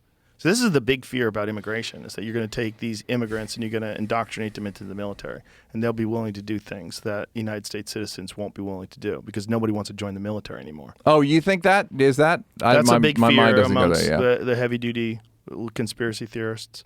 They're worried that they're going to conscript these people. Like you can get, look, they're doing that in Russia, where they're saying fight in the Ukraine war and we'll let you out of jail. Yeah. So they're taking prisoners with life sentences Yeah. and using them as cannon fodder. Heck of a movie, by the way. Yeah, and it's happening. I mean, they're literally using them as No, I cannon know fodder. it's real, like some monsters Monsters. that they're Yeah. letting out. Yep, monsters. And they're doing monstrous shit too. I've heard they're doing it to other Russian. These are not like rational people. No, they're psychos. Yeah. Like full-on psychos. And psychos in Russia, that's another level Oh, of psycho. forget it.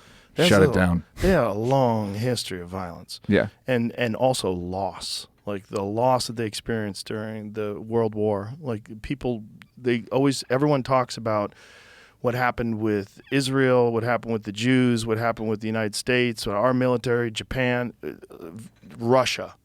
Lost a lot of fucking people, and if it wasn't for Russia, we might not have even fought off the Nazis. We might not have beaten them. I don't think there's any dispute there. Yeah. I think that's like that was like they kind of kept their attention, right? Like Yeah. on the east. Yeah, and they have such a long history of conflict and loss, and their willingness to. Well, that's what somebody die. told me is like Putin's whole thing is just like we're a country. We're always at war. Mm-hmm. We always will be at war. Let me lead us. And he's a warrior, which is really scary. When you got a guy who's a KGB guy that becomes the head of the country. I mean, again, it's the hammer thing. All you have is a hammer. Yeah, Everything looks he like a doesn't. nail. Well, that's what somebody was saying. It's like they don't have much industry. Also, he kills everybody. Yeah. Anybody, any political opponents, anybody who's questioning him, you get poisoned, you get fucking drone bombed, whatever. Yeah, you don't even got to be in Russia. Yeah. They got a guy in. They popped a guy in Spain a few months ago. Oh, yeah, they'll pop you everywhere. Yeah, You know? poison. And we kind of do that too. I'm sure we do that. I mean, the idea that we're innocent and that we don't have CIA assassins that go and whack dissidents, Okay, I'll take your logic. Can we still condemn what he does? it's hard. It's hard. First of all, you What if he does definitely it can 10 condemn- times worse than us? You definitely can condemn what he's done in Ukraine. You can definitely condemn. You can condemn bombing Kyiv. You can definitely you can condemn a lot. You definitely can. But you also got to condemn the NATO for moving their fucking arms closer to the Russian border and crossing that boundary and trying to get Ukraine to join NATO, which has always been his red line. There's a lot of like really shifty international politics. I'm of the mind that involved. NATO's never invaded anyone. So it's kind of like I get that they're trying to get Sure. like the point you made They haven't about been trying to get around people that to long, move to buddy. Austin.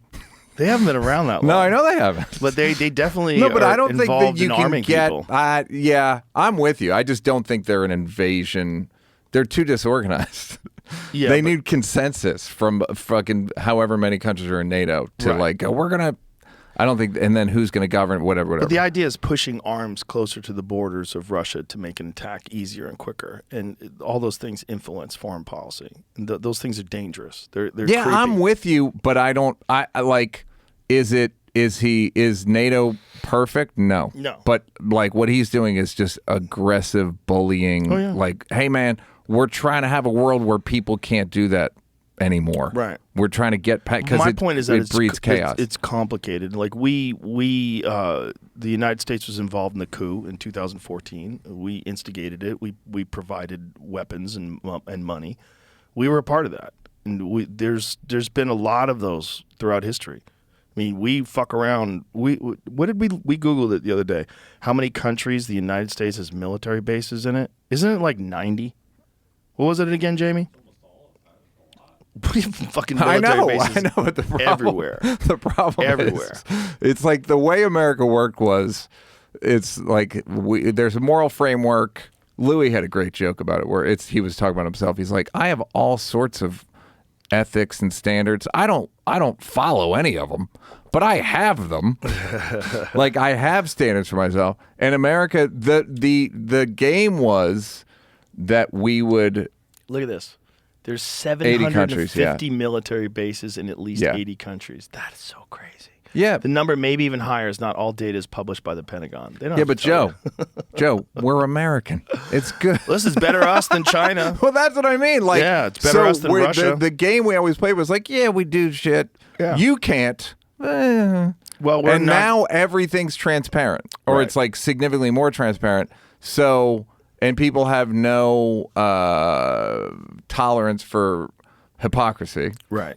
It used to just kind of be like side papers. You go like, oh, America's kind of a fucking hypocritical. And now because of social media, it's like, I gotcha. And it's like, yeah, fucking, we're hypocrites. Yeah, well, that always leads me back to that Smedley Butler paper that he wrote in 1933, which is War is a Racket. He was this famous military man who, upon retiring, reflected upon his career and said, like, the whole thing was a racket. I thought I was protecting people, I was protecting banks, and this is what war really is all about. And that still holds Well, I mean, true today. it's the military-industrial complex speech, kind of. Exactly. Exactly. And yeah, I think the agreement was corruption and then but stability. Yeah. And now it's corruption's been revealed and now it's super unstable. Like now we can Yeah. see all the corruption and shit feels and you can't sleep. Yeah. What's better? You know what I mean? Also, I think the erosion of the confidence of the government in this country is dangerous because people, there's kids on the street that are saying, you know, we want to overthrow the United States government and get rid of all of the colonizers. Like, what are you talking about? I know, but they could clip the fuck out of you and show a reason they should be suspicious of the government. You How's know what that? I mean? What do you mean? Whatever the pharmaceutical companies or the Yeah. NIH or Yeah. the White House. You're skeptical, Yeah. and the problem is, I think there's not a problem, but like you're skeptical. You know the limits of your skepticism. You know what I mean? Whereas everybody else just goes limitless skepticism. Well, also, I don't they're- trust anything. They're young. They just got out of college. They have Right. no debt. They have debt maybe, but they don't have any life. Their life has just begun, and they want to throw this country's corrupt. Let's just burn it all down. Yeah. And then do what? And I- then do yes. what? Do you want to be Saudi Yeah, Arabia? where are you What are gonna do? where are you gonna go? Where are you gonna go? Where are you gonna go? There Yeah. was a basketball coach who after the Celtics dynasty, after Larry Bird, Robert Parrish, all this stuff, and then Rick Pitino was the coach, and they sucked. And he said to the press like, Larry Bird ain't walking through that door. And that's how it is with all these kids. It's like there's no better leader. There's no, for the women, there's no better men. There's no like, this is it. Right. We're gonna make do with this. You want to help or not? Or you just want to mope? And you want to and also everyone's corrupt. And you should be skeptical, but to the point where it's like when does pure skepticism become chaos? Well, I think when also can you people not just get believe so traffic frustrated. lights? They get so frustrated in it all. They do want to burn it all down, but they don't have a solution. They don't have like a working solution of what happens once it gets burned down. What I worry about is I think the government is so inept, and I think the confidence in the government is so low that if something goes sideways, it's not going to be like everybody waits for the government to tell us what to do. You're going to have chaos in the streets, just like the George Floyd riots.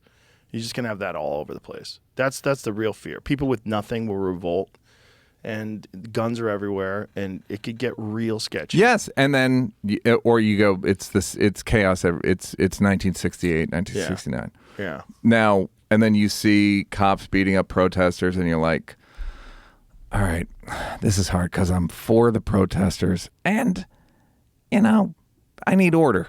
Yeah. As a human being, I would like it's the freedom and safety. Mm-hmm. It's the two sort of the two things that hang in the balance. Mm-hmm. And I don't. It's funny to hear you say that you get anxious at night based on this world because it's always at night. Yeah. It's always at night when I'm alone with my thoughts because I just realize all the things that could go sideways at any given time. Like one thing, one big thing, one big event. And it doesn't even have to be an attack. It could be a natural event. One natural event and we're fucked. One solar flare that takes out the grid, we're fucked. Yeah, and even to the George Floyd point, it's like they shouldn't have fucking killed the guy. And people can protest police brutality. Mm-hmm. That's all. Like the cops were wrong in how they handled that, and the protesters, it's part of our government. It's part of our society. It's part of our constitution. Yeah. We can. There's also, and then it's like defund the police, and I'm like, no, but no. Yeah. You had me. We're not. I fucking need cops. Yeah. Need them. And also and then all those polls of like low income people were like, no, we want cops. So it's the tyranny of the minority thing. Well, there's also the problem with the autopsy. The autopsy of George Floyd showed that he had lethal levels of fentanyl in his system. That he was going to die anyway. I heard they wasn't lethal. What does that mean? I mean, I've seen things where it wasn't the levels of fentanyl were days old and whatever. It wasn't he had an enlarged heart. He was suffering from all sorts of ailments, like cardiovascular ailments, and he did have a high level of fentanyl in his system that I think is in the lethal threshold. And then you have this high stress event, being arrested, also being compressed. Someone's pressing down on your body, restricting your breathing, and you're panicking, you're freaking out. Very possible to have a heart attack there. But I don't. But so maybe by himself he wouldn't have had. Right. So you're of the mind maybe that he had fentanyl in the system and it was not great police procedure. Well, it's 100% not great police procedure. Yeah. So 100%. But also that guy had a history of abuse. Yeah. No, but that's what I mean. Yeah. So then people protest, etc. Yeah. It's like. But the question is, did he actually kill that guy, or was that guy dying? You know what I think happens a lot? Find out, because I had read that when they did the initial autopsy, they didn't find that his death was because of constriction. It wasn't because of compressed arteries or any of that. You know what I fear happens a lot? Is this a good example? So let's find out. Of course. So. You're of the mind. I'm of the mind of like that was wrong. Yes. And then you go, yes, but he did have fentanyl. No, I'm of the mind that was wrong too. That's police brutality and abuse, and probably not necessary. Like it wasn't like he was thrashing and trying to attack. Like you could have restrained that guy, cuffed him, and that would have been it. Right. So my point is, so it's not but he was on fentanyl. Let's say that was awful police work. and he was on fentanyl. Right. Right. Like, so let's say the police work was good and the guy wound up dying. That's different. Yeah. Right. Then you say, oh, he died of a fentanyl overdose. But if you look at the way they handled him, it was humane. It was Correct. Yeah. Yeah. Now, would there have been who knows? Now it's Probably just like not. historically, Well, right? that happens all the time. What People I always worry, though, get arrested and they die of overdoses. That happens all Yeah. the time. But And- then you could use Narcan. You can. There's Yeah, but sometimes they don't. There's like you've read that where it's like sometimes they just go like, "Fuck it." I've saved this guy too many times. You know what I mean? Like it's just cops being like, "Fuck, I'm so sick of saving drug addicts all day." right. Like people that don't even seem to want to live. So what I worry that's happening culturally, and it literally pick an issue: Israel, COVID, George Floyd, whatever. Is there's these contradictory, not even contradictory piece of information. It's not a simple narrative, Right. Right. So I think a lot of times people just declare a mistrial in their head. They go, "Fuck it, I don't. This is somebody's lying. I'm getting the fuck out of here." There's no justice. There's just everything's too gray. Whereas 30, 40 years ago, it would have been they just killed a guy and there's no video. Well, there's like black and white, like Kent State. Yes. Right. That's a black and white one. The Yeah. National Guard comes in, shoots protesters. Everybody's outraged. It's Yep. horrible. Yeah. There are, but now it's Kent State happens today.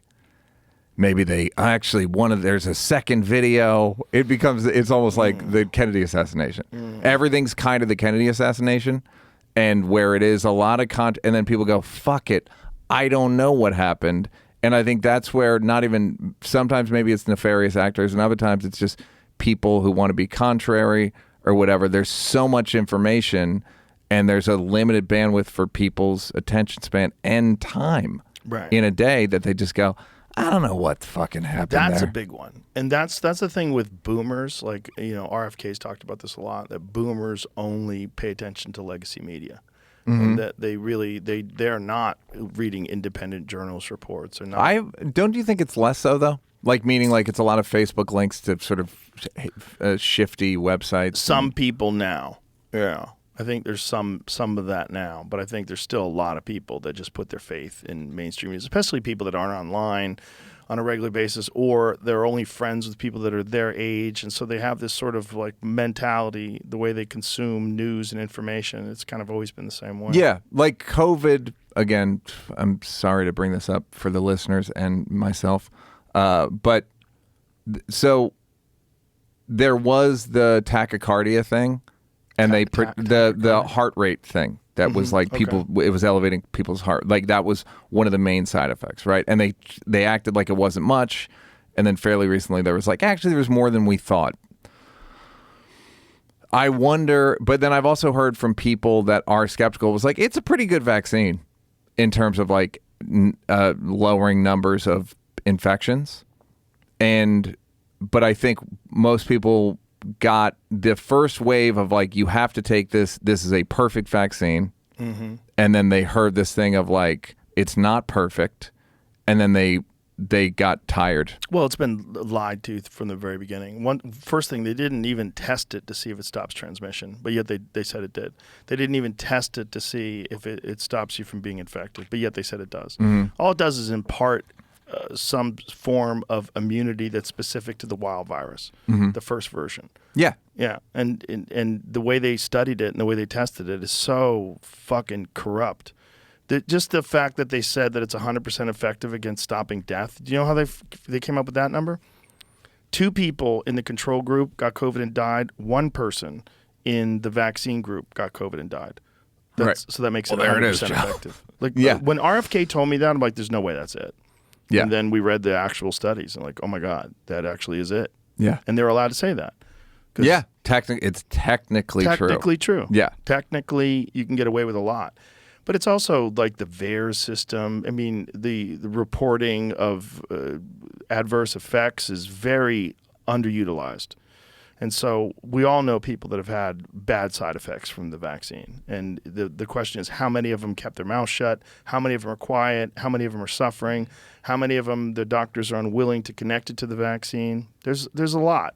There's a lot. I know. It's also, I personally know more. Well, again, it's all fucking empirical, so who gives a shit? It's like I happen, and who gives a shit if one person. But yeah, but I wonder what the way forward is with any of this stuff, because that thing of people just going, fuck it, I declare a mistrial. Yeah. That's probably not great for society. Did you find anything about George Floyd's toxicology? Yeah, I'm looking. I mean, I'll just show you what I'm finding. I'm Okay. looking. I believe this is the autopsy report. It shows that there was 11 nanograms per milliliter, right? I have no idea if that's high or not. So then What's I lethal? tried to type 10 to this in. 20? This is what Google says is lethal for humans. Lethal dose is 2. A 10 Recommend to serum 20. concentration is 1 to 20 nanograms per milliliter for anesthesia and 10 to 20 milligrams per liter. So he would Blood be in, concentration. What's that, he would Jimmy? be in the anesthesia range.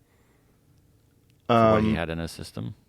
So what is what's lethal? That's right here. Lethal dose. Is 2 milligrams. So he had nanograms. So he had 11 nanograms, which is significantly lower than 2 milligrams. Is that what they're saying? That's what that says. He also, but norfentanyl was 5.6 nanograms per milliliter. So did it say that he had cocaine, Caffeine. He had caffeine. I was dog. What is it? Oh, not even cocaine. Cotinine. I was looking through it to find out what it says is like the conclusion. It 11 believe it says hydroxy that. delta 9. So he had bullshit THC in him. He had that fake THC. Right, I know, but that's 15 years ago, that would have been the lead story. Yeah. Negative for ethanol, methanol, isopropanol, and acetone. Methamphetamine, 19 nanograms per milliliter. So he had a lot of shit in his system. Yeah, but and so that's like, but he doesn't Morphine. deserve to die. No. It may or may not have contributed to his death. Right. It's like shit that you can't prove, but once that's in the air, it creates this sense of like, we'll never know what happened. And Well, you're also like, no, the video. Yeah. You see him saying, I can't breathe. Yeah. You see the whole thing. Yeah. yeah, and what I just worry about this sort of haze of all this shit now, of everything. Does any study say that he had a lethal amount of fentanyl in his system? Why do people keep repeating That's that? why all I was seeing in that was a bunch of people saying that, and they were like, I know, bunch of and that's stories and saying you're it's not true. you're not repeating it malevolently. You just heard it repeatedly. Right. You know what I mean? You're not trying to make the guy look bad or whatever. It's No, just but a lot of people are, and they're I agree. using, They made that they're documentary. using that. Yeah. What documentary? there was a whole documentary about it. Then that got debunked about George Floyd. Oh, and what does the documentary say? All the fentanyl and the all That it that would've stuff. killed him. Yeah. No evidence. Drug overdose was the main cause of death for George Floyd. So this is from what year? 2022. 2022. So social media users make a claim that George Floyd killed actually died from drug overdose. These claims are misleading. Official medical and court records ruled the police restraint, not drug use, was the main cause of death, and evidence to support the claim that George Floyd lethal low levels of drugs in his system. One Twitter user sharing the claim George Floyd died of fentanyl overdose. Derek Chauvin should be freed. Okay, but this is when they're like one. No, Twitter this is one user, person one said and then another Facebook person. But user. if they're saying like it didn't, whatever, or can we trust the Right. AP? Yeah, that's the thing. Like, Yeah. Reuters- However, no publicly available evidence supports the claim that Floyd died from overdosing on drugs, specifically fentanyl or methamphetamine, I would just assume rather those than are the Russian actions of the trolls. cops. What's that, Jim? I'd assume those are like Russian trolls just Right, causing but chaos. Joe, that's my Right. point. Is like Right. what like this is the world now. Right. You are not predisposed to. But there is a thing of being predisposed to skepticism. Right. Right. And it seems cooler than being some square ass. Right. I'm a sheeple, and I don't. And what I'm saying is like there's a value in both. You know what I mean? And like I don't know how to litigate it. I don't know how to prescribe it to people. But I also know that people have a limited amount of time. That's a giant factor. Yeah, It's a giant factor. and they got better shit to do. This Yeah. is not their number one priority. And so I don't know what to. I truly don't know what. That's the kind of thing that would cause me anxiety. I mean, if you're looking for a new thing to be anxious about. but honestly, like, and the thing with you is like, because I've known you so long, is like you're a decent, honest person. I know I will testify in court that any chance I've seen you have to be decent and honest, you've taken it. And there's still stuff that you think might be true because it's fucking floating around. Yeah, this and you're one, an intelligent. You like. But you, this you one I seek haven't information. looked into. This one I've just heard. Okay. That's why I brought it Yeah, up. yeah. Because I wanted to know what the actual. I've not read about it honestly. And I remember reading a headline saying that he had a lethal dose of Right. fentanyl in the system, and that people were arguing it. Yeah, But, but it and still doesn't take away from the fact that the policing was immoral. fucking right? awful. Yeah, and that's a thing that people have to deal with every day from the cops, and also. Being a fucking cop is a horrible job. I know. Everything it's is so like many things. fucking, and it's the worst job on earth. Yeah. It's one of the worst jobs. I can't. It's a nightmare. You're the professional enemy, and everyone you pull over is probably lying to you. Yes. Yeah. And then they all train with like that everyone wants to shoot them. Mm-hmm. They kind of have to train that way. Like they have Right. to like just get home to your wife and Yep. kids. Then they show videos of like them getting ambushed and Yep. shit, like which isn't false. It's like No. they do get ambushed. It's Yeah. not very often. They can't worry about that. It's like we have to worry about hecklers pretty much every show. You know what I mean? Yeah. Like so it's all these like very, very complicated things.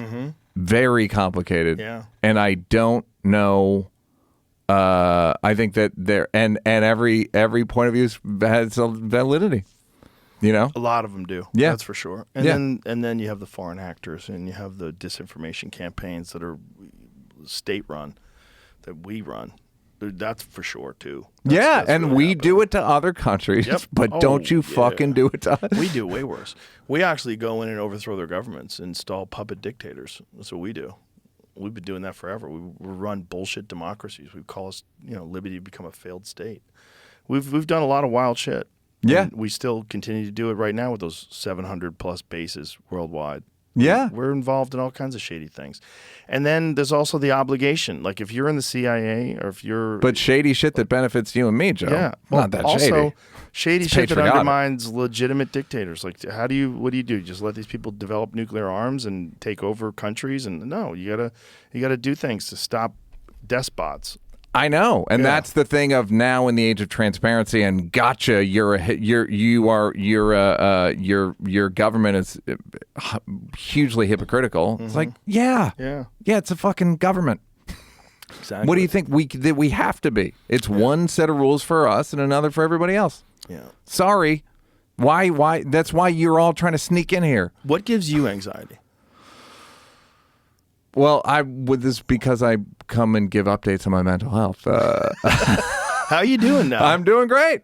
This is what I want to talk about. So all the ayahuasca set a really nice, got me off antidepressants, got me believing in God, in a central creation force that's not a gender or whatever. It's just a thing. It's just a magnet, basically. Say it's a woman. Yeah, yeah, please. Wrong podcast. God's trans. Yeah. And then the DMT broke me and put me back together. And after the DMT, the 5-MeO that I smoked, it was a year and a half of. I thought it was 8 months of chaos, and then I did an ayahuasca ceremony a year and a half after I'd smoked the DMT. It was the first time back, and I felt the DMT door close. And I was like, it was open that whole fucking time? What do you mean by that? Okay, so DMT opened up my brain too much, little too much. Open borders. I was experiencing too much of the universe. I believe like most of being a human being is just like this. We understand that we're a rock in space. But it's just like my fucking house and my apartment and my car and my fucking the things that I understand. My family, the DMT made it so I could experience like time a lot more. I talked about it last time where I had a hard time watching the screensaver on Apple TV, the mountain ranges and shit. I got a sense. I understood how old they were. in a way you're kind of not supposed to. What do you mean? When when someone goes, "Hey, can you believe the Rocky Mountains are 700,000 years old?" And you go, "Yeah, that's crazy," but nothing happens. I kind of understood how long a time that was. I was like way out. And then I slowly kind of came back. It took a year and a half. And what was the negative aspects of being way out? It was I told somebody I was aiming for God and I missed my stop. And I woke up on a moving train with no conductor and going 1,000,000 miles an hour. So it was because you were taking in too much information that you hadn't considered before, so it became unmanageable? The DMT, well, I had the Michael Pollan experience where the DMT took me to when I inhaled it, I went to before the Big Bang. And Michael Pollan said it on here because I looked it up. I was like, where have I heard? And I was like, that's where I was. And so I slowly... The issue was, so the DMT was pretty much a DMT 25-minute, 35-minute experience of I was before the Big Bang and my personality kind of came back and I was kind of going I'm not going to do that anymore. I'm not going to be petty. I'm going to be like a virtuous person. I'm just going to be I'm going to remember this God connection and all that stuff. And then a week later, I had a reactivation. A week later? Yeah. You know that thing of there's a thing which people have DMT reactivations where a flashback. Yeah, basically what the joke of an acid flashback. Mm-hmm. I had that and it's common with smoking DMT. Yeah. And I had one. So now it's a Sunday in New York. I'm on a coffee date with a woman in this side of my frame. This side is fucking pure whiteness, infinite time. It was harrowing. So you saw it? It wasn't like a pure split screen, but it was energetically kind of a split screen. Was it something that you thought and you felt in your mind, or was it something you were experiencing visually? It was, yeah, I shouldn't say that it was, I couldn't see it, but it felt. You felt it? Yeah, I felt it. And so I would say that I was split between reality, current reality, and then this infinity, sort of energetically. And was it giving you anxiety? Yeah. Oh, I was so disoriented. I had the thought, am I in God's imagination? Shit, that's not great to think when you're just in on a Sunday walking around in New York. Yeah, especially if you're on a date. I mean, come on. And you're just trying to make something happen. Yeah. See if this and person's pay interested in attention. you. My friend of mine said, she goes, "You just seem really preoccupied." It was yeah, I had a lot on my plate. Did you watch that Hemingway documentary on PBS? No. It's I recommend it highly. Yeah. Ken Burns, Hemingway. Oh, wow. Black and white pushes. And I'm not even a Hemingway fan. There were some passages that are okay, this is amazing. But there's a part they showed, maybe the Spanish Civil War. He went there. I think it's the Spanish Civil War. And there's a passage from one of his books where he got shot, I believe. And he explained it as my spirit came out of my body like a ribbon and then came back in. And I was watching with my friend. I go, "Hey, can we stop real quick?" Because I was in that world. That day, this was the reactivation day. And I was like, yeah, I need to not watch this because I'm in that thing where my spirit can come back. And it was touch and go. I think I may have said this last time. I would have killed myself, but I knew I'd be going into more of it. Wow. So it was real difficult, real on the edge of my sanity. Yeah. I would say, I don't know what pre-psychotic would be, pre-diabetic. I feel I was pretty close. Now, over time, I got better every day and, I got returned to norm, but I was more able to fall in love, more generous. I'm funnier on stage. I get 15% more and bigger laughs, because I'm spiritual, and people notice it. Hey, what's different about you? on stage is better. This Netflix thing is like my best one because it's just like I'm lighter. I'm just lighter. So that was hard to deal with, but after the year and a half passed, I'm a better. It's easier to be me.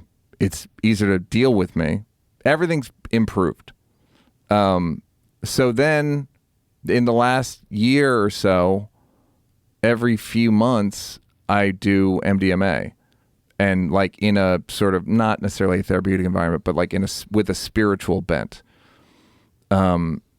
What's happened from the ayahuasca and the DMT is when I've done mushrooms, it's ayahuasca. It's a God connection, or what I perceive as a God connection. When I do MDMA now, it's a God connection. And I've been able to, I believe I've been able to change my, I don't want to say spirit, but I think synapses, whatever, however you want to like, categorize it. Your operating system. Yeah. Basically it's like you are getting a new, you get an update, an OS update. And the thing with updates on computers is the computer goes to sleep. Sometimes you're awake for these updates. And you're like, I've literally done the joke on ayahuasca. Like, is there any other system you have? Because this is a little touch and go for me. I appreciate it, and I always get so much from it in the long term. But in the short term, I did ayahuasca, I don't know, in November. And there was a point where I went up to the shaman. I go, hey, I'm like a little close to God right now. Could you just give me like a nudge? Because it's very hard to comprehend, honestly. Yeah. It's as someone who's sort of experimented in this world, like it's, there are moments that are hard to comprehend. And it's a hard thing to communicate. Like, it's interesting because I think overall you would say the benefit is worth it, but it's a slippery road. Yeah, well, it's hard. It's very hard to do. And that's the thing, and we talked about this last time about sort of the mainstreaming of all this stuff. It's Pandora's box, man, because there's a lot of people, I'm whatever I am, intelligent person, an accomplished person, and I felt like I was pretty psychotic for a couple of days. And I would have killed myself if not. Like, that would have been a significant. So you genuinely thought about killing yourself? Well, I didn't have a plan or anything, but I was like, this is unbearable. No, it was like, this is unbearable.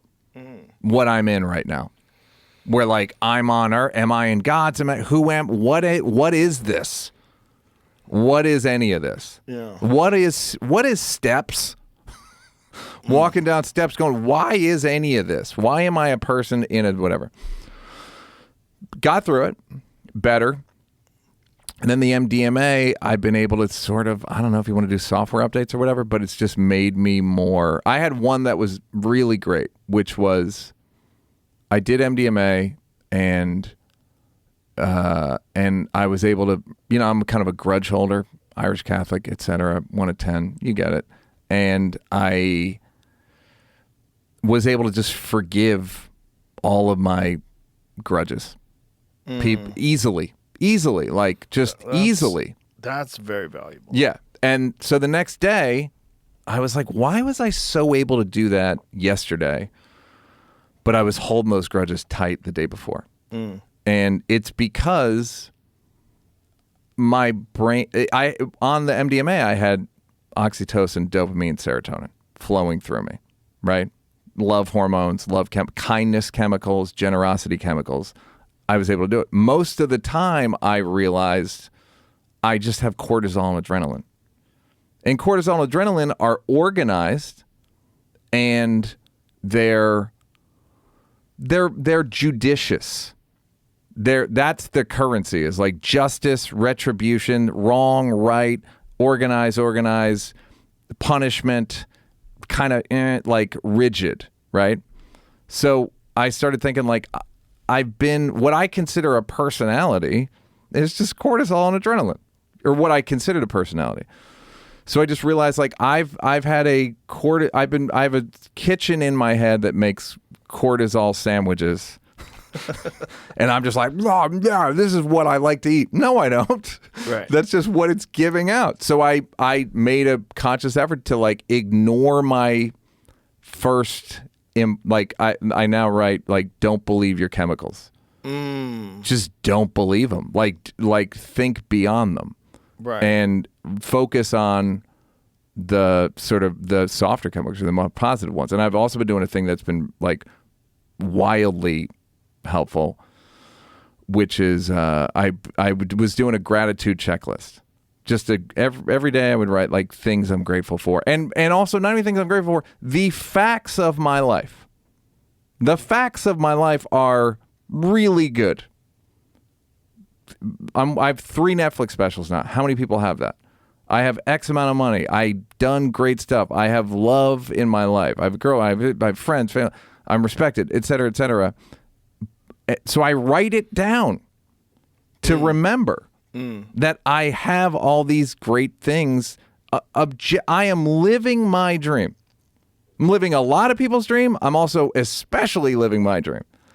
But my brain was just writing like sci-fi, and of like this person fucking out to get you, and then just constant nonsense that was just purely based on chemicals. So what I found is the more I do, so then Rainn Wilson, the actor, suggested, we were talking about Islam praying 5 times a day, and I was like, that's kind of the right amount, if we're honest. Right, if you want to really keep the software in tune. Yeah, if you want to just remember, like, hey, I'm a vessel for a spirit, and da-da-da-da. Right.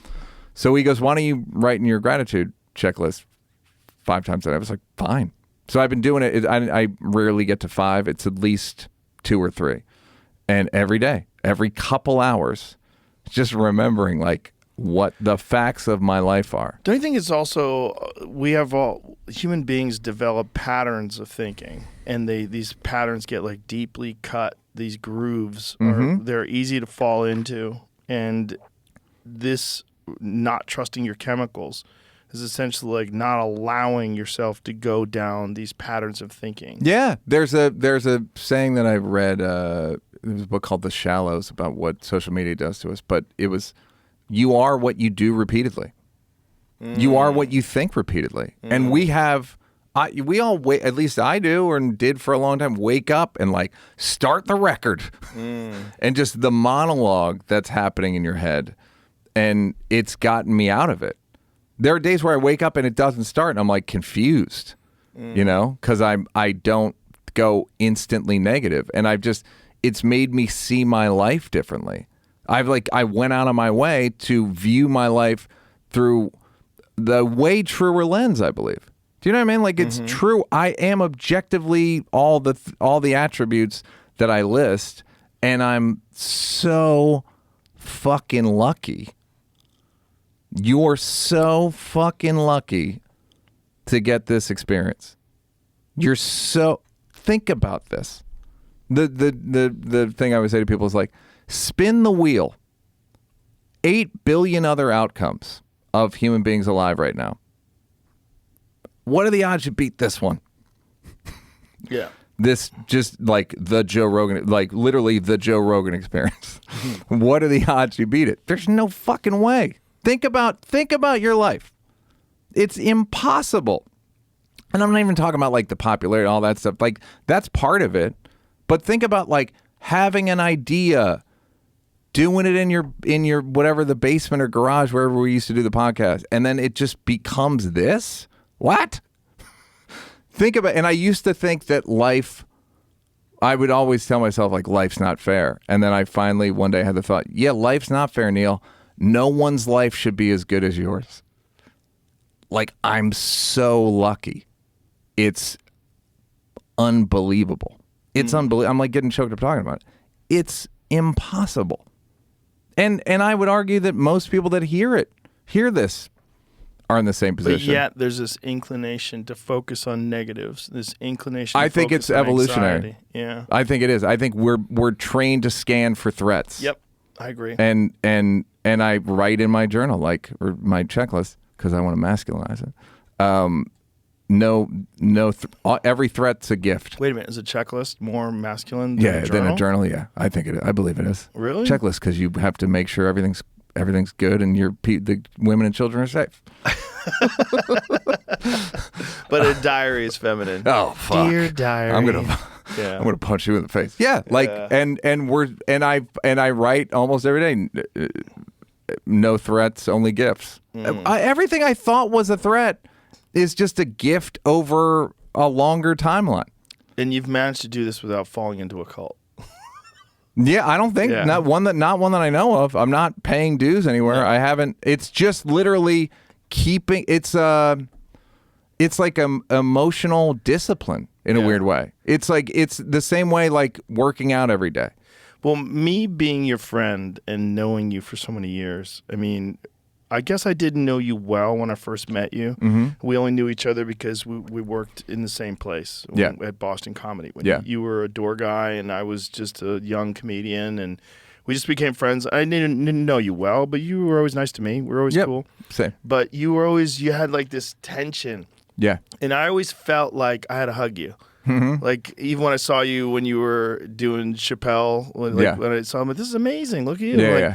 Are you happy? Let me give you a hug. You don't get it. No, really. I was just looking at it all wrong. Right, but you were doing well. And I always felt like and sometimes when you have this me against the world thing, well, it really becomes you against the world because other people feel that too. And then they don't want to connect with you. They go, don't well, I'm trust in you. the world. Yeah, so they also, me against you. They don't trust their emotions to just be relaxed around you. Yeah. Right? So then there's a tension and a conflict there. And it's like, you're definitely different now. You were different the last time I talked to you, and you feel maybe even more different now. Yeah, that's right on schedule for what I did, what happened, what unfolded. If you want to get super, but it's like even that thing of like, you know, when I met you in 1991, 92, pause, right, and then flash forward to this. Yeah, I don't know, man. This shit worked out real good. It worked out great. It did, but it's hard to see that when you're in especially when you're caught up in your own thoughts. Well, yeah, and you're caught up in like I'm late, or coffee's too hot, or like this grievance litany of like you think you're supposed to do it. Right. Or it's like even in the age of social media and constant like you're gloating by saying your life's great. Right. There's that too. For instance, people, well, a lot of people don't have a good life. Right. Well, a lot of people also, do. But what have you done? What have you done to try to mitigate that shitty life? Are you doing a checklist? You know, have you actively moved towards a more positive way? And how do you treat people around you? But with you, it's like I would check in on you every now and then. We would talk about different things that you were doing. Like remember one of the first ones you were doing was the ketamine stuff. Mm-hmm. And I was like, that is wild. But I always felt so bad for you. I always felt like, God, this guy is just struggling with depression and anxiety, and I don't understand it. You know, the chemical stuff, ketamine didn't help the first time. I did it 2 months ago, and it was pretty great. But yeah, I mean, that's the thing is it's hard to know what's going to do what, and that's with any. How much does exercise help you? I do. I have a trainer, etc. But like, I have too many inputs. I don't know what's doing what. Mm-hmm. Do you know what I mean? Like, I don't know what's like, oh, that's definitely the other thing of like the validation of a successful comedy launch. Yeah, well, that definitely helps. Yeah. I've had a lot of friends that were depressed and their career started doing better, and then they kind of stopped being depressed. I know. Yeah. It's embarrassing. Yeah. But it's not really. I know, it really makes sense. Like yeah. the anxiety of entertainment is, first of all, there's no clear pattern. Like go to school, get a degree, get your PhD, do this, do that. There's not a clear path, and you never know if it's going to work out. And how many guys have we known, especially us, like who knew people back in the day that were talented, that we thought were going to make it and did not, and more talented than us, and were better at the time than we are. And you go, God, how did they not make it? Because and that's the thing. Even when you say, "Are you moving toward?" Are you doing anything to improve your lot in life? It's like a lot of people try, and it doesn't work. It doesn't work, yeah. And then you go, you know, why did it work for you? Why did it work for me? I can take some credit for effort. I can't really take credit for talent. Shit, what just came out? I don't know. I fucking been funny since I was fucking 5. Do you know what I mean? Like, I've just kind of been myself. So I guess I cultivated and I didn't, and I was brave. I made brave choices. That you it's chose incredibly an outlet. fortunate in a time where some comedians have deals with Spotify worth hundreds of millions of dollars. Like, in a time where you can make a ton of money as a comedian. Or it's like, I was thinking this about athletes. I'm sure you have too. Like, 100 years ago, none of the 100 millionaire athletes are they're all just like good farmers. Yeah. Didn't exist. One of the best farmers in the area. Yeah, like what did it mean to be They're an just Olympic gold aggressive. medalist in 1910? Yeah, you weren't getting an endorsement deal. It's just like, yeah. So we're really lucky. We're just lucky in so many ways. But I think whenever I tell people that, it's like, yeah, but you're good too. I'm like, so what? Yes, but I can't take credit for that. Yeah, and it's also like everyone's formula for success is different. No one can take your formula and just plug it into their life. It's like, but you have different circumstances. You have different hormones. You have different everything, different life experiences, different goals and needs and aspirations, different interests, different mentality. It's like, it doesn't work that way. It's like everyone has to find whatever the formula is, but there's certain things that seem to exist, and gratitude is a big one. That's such a hippie, unfortunately a co-opted word. Yeah, you talked about it with Chris Williamson, I think, right? You guys talked about it. And it really is like Oprah-fied, Hallmarkified. Yeah. But real. Yeah, man. I think it's just a better way to look at. It's just a better way to look at. But we're sort of trained to make it like, no, you did it because you grinded and rose when no one else was there. All your enemies were asleep and you were doing whatever. Yeah. Yes. Well, that's true too. It also, yes, it is true. But like I said, a lot of people do that. Doesn't work. Yeah. They can't. They don't. They freeze up when the mic comes. Whatever. Right, They just whatever it is. Yeah. There are. You and I both worked hard and are fucking fortunate. I mean, I had the thought, I'm so fortunate. There's nothing I can do to compensate for this level of fortune. Meaning, like, there's no level of volunteer work. Right. I could volunteer the rest of my life. But you know what you do? You live a life by example. And then this conversation is so insanely valuable because there's going to be millions of people that hear you talk and say these things. And those people, many of them are going to get in their mind that there's a pathway out of this. Maybe I can't take Neal Brennan's pathway, but there's a pathway out of this.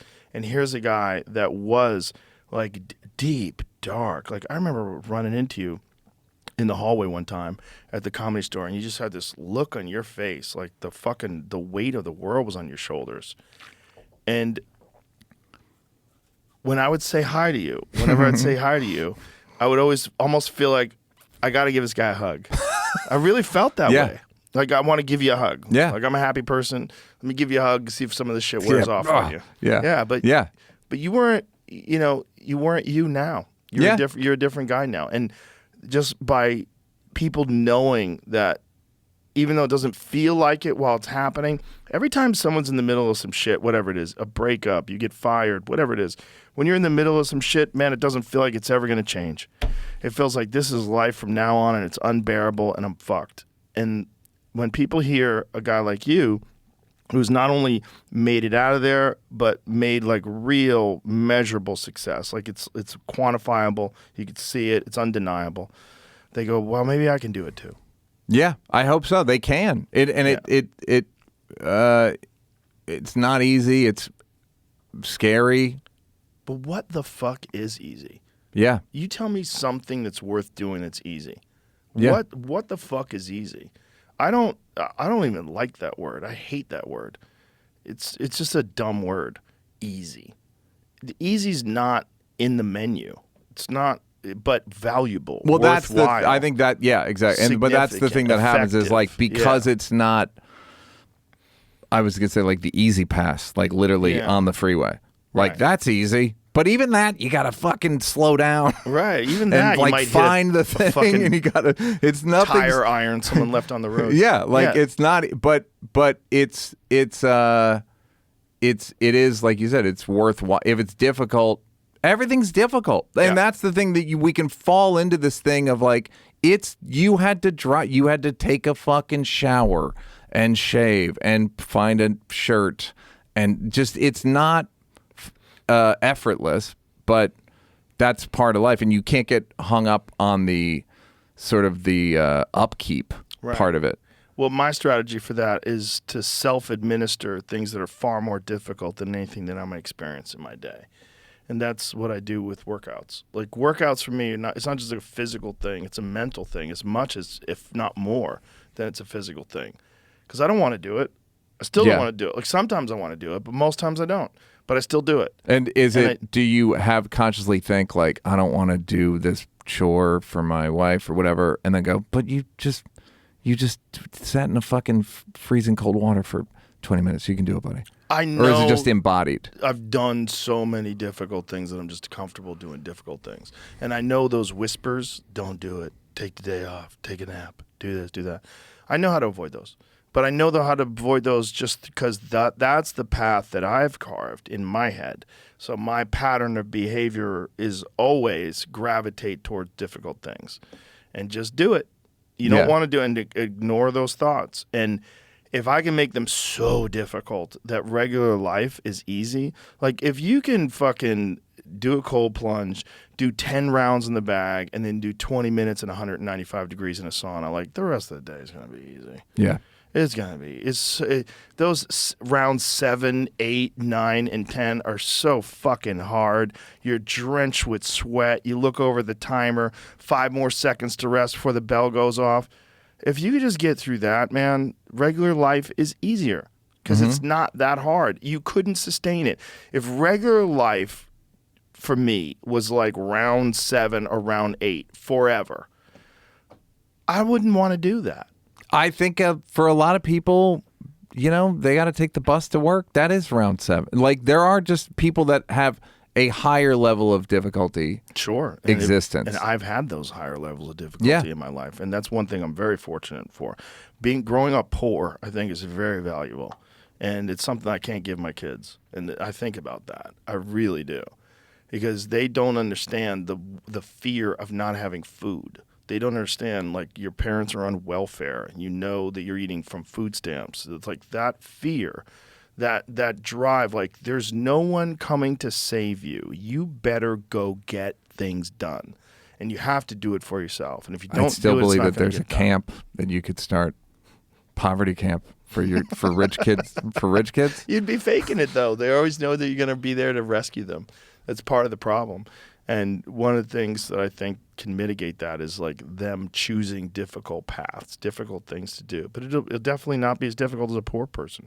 Yeah, and that's another, and like you got out of it, and now you're doing pretty good. So it's like I just think it's important that it's important for me to remember. I can't prescribe like gratitude will do it. I don't know, but that's a thing that really helped me. And plus ketamine, transcranial magnetic stimulation, Zoloft, DMT, ayahuasca, mushrooms, MDMA. You tried a lot of things. I've tried a lot of stuff, and I'm even fortunate to have had access 100%, to a lot of this stuff. 100%.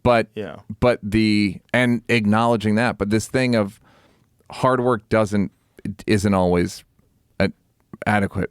No, it's like it's not enough, but it's something. It's all you can control. Yeah. That's what I write. It's like I'll never be grateful enough for this, but I can work hard and I can be focused on the stuff that is what's important to me. And hopefully it ends up being valuable to people. But like I can't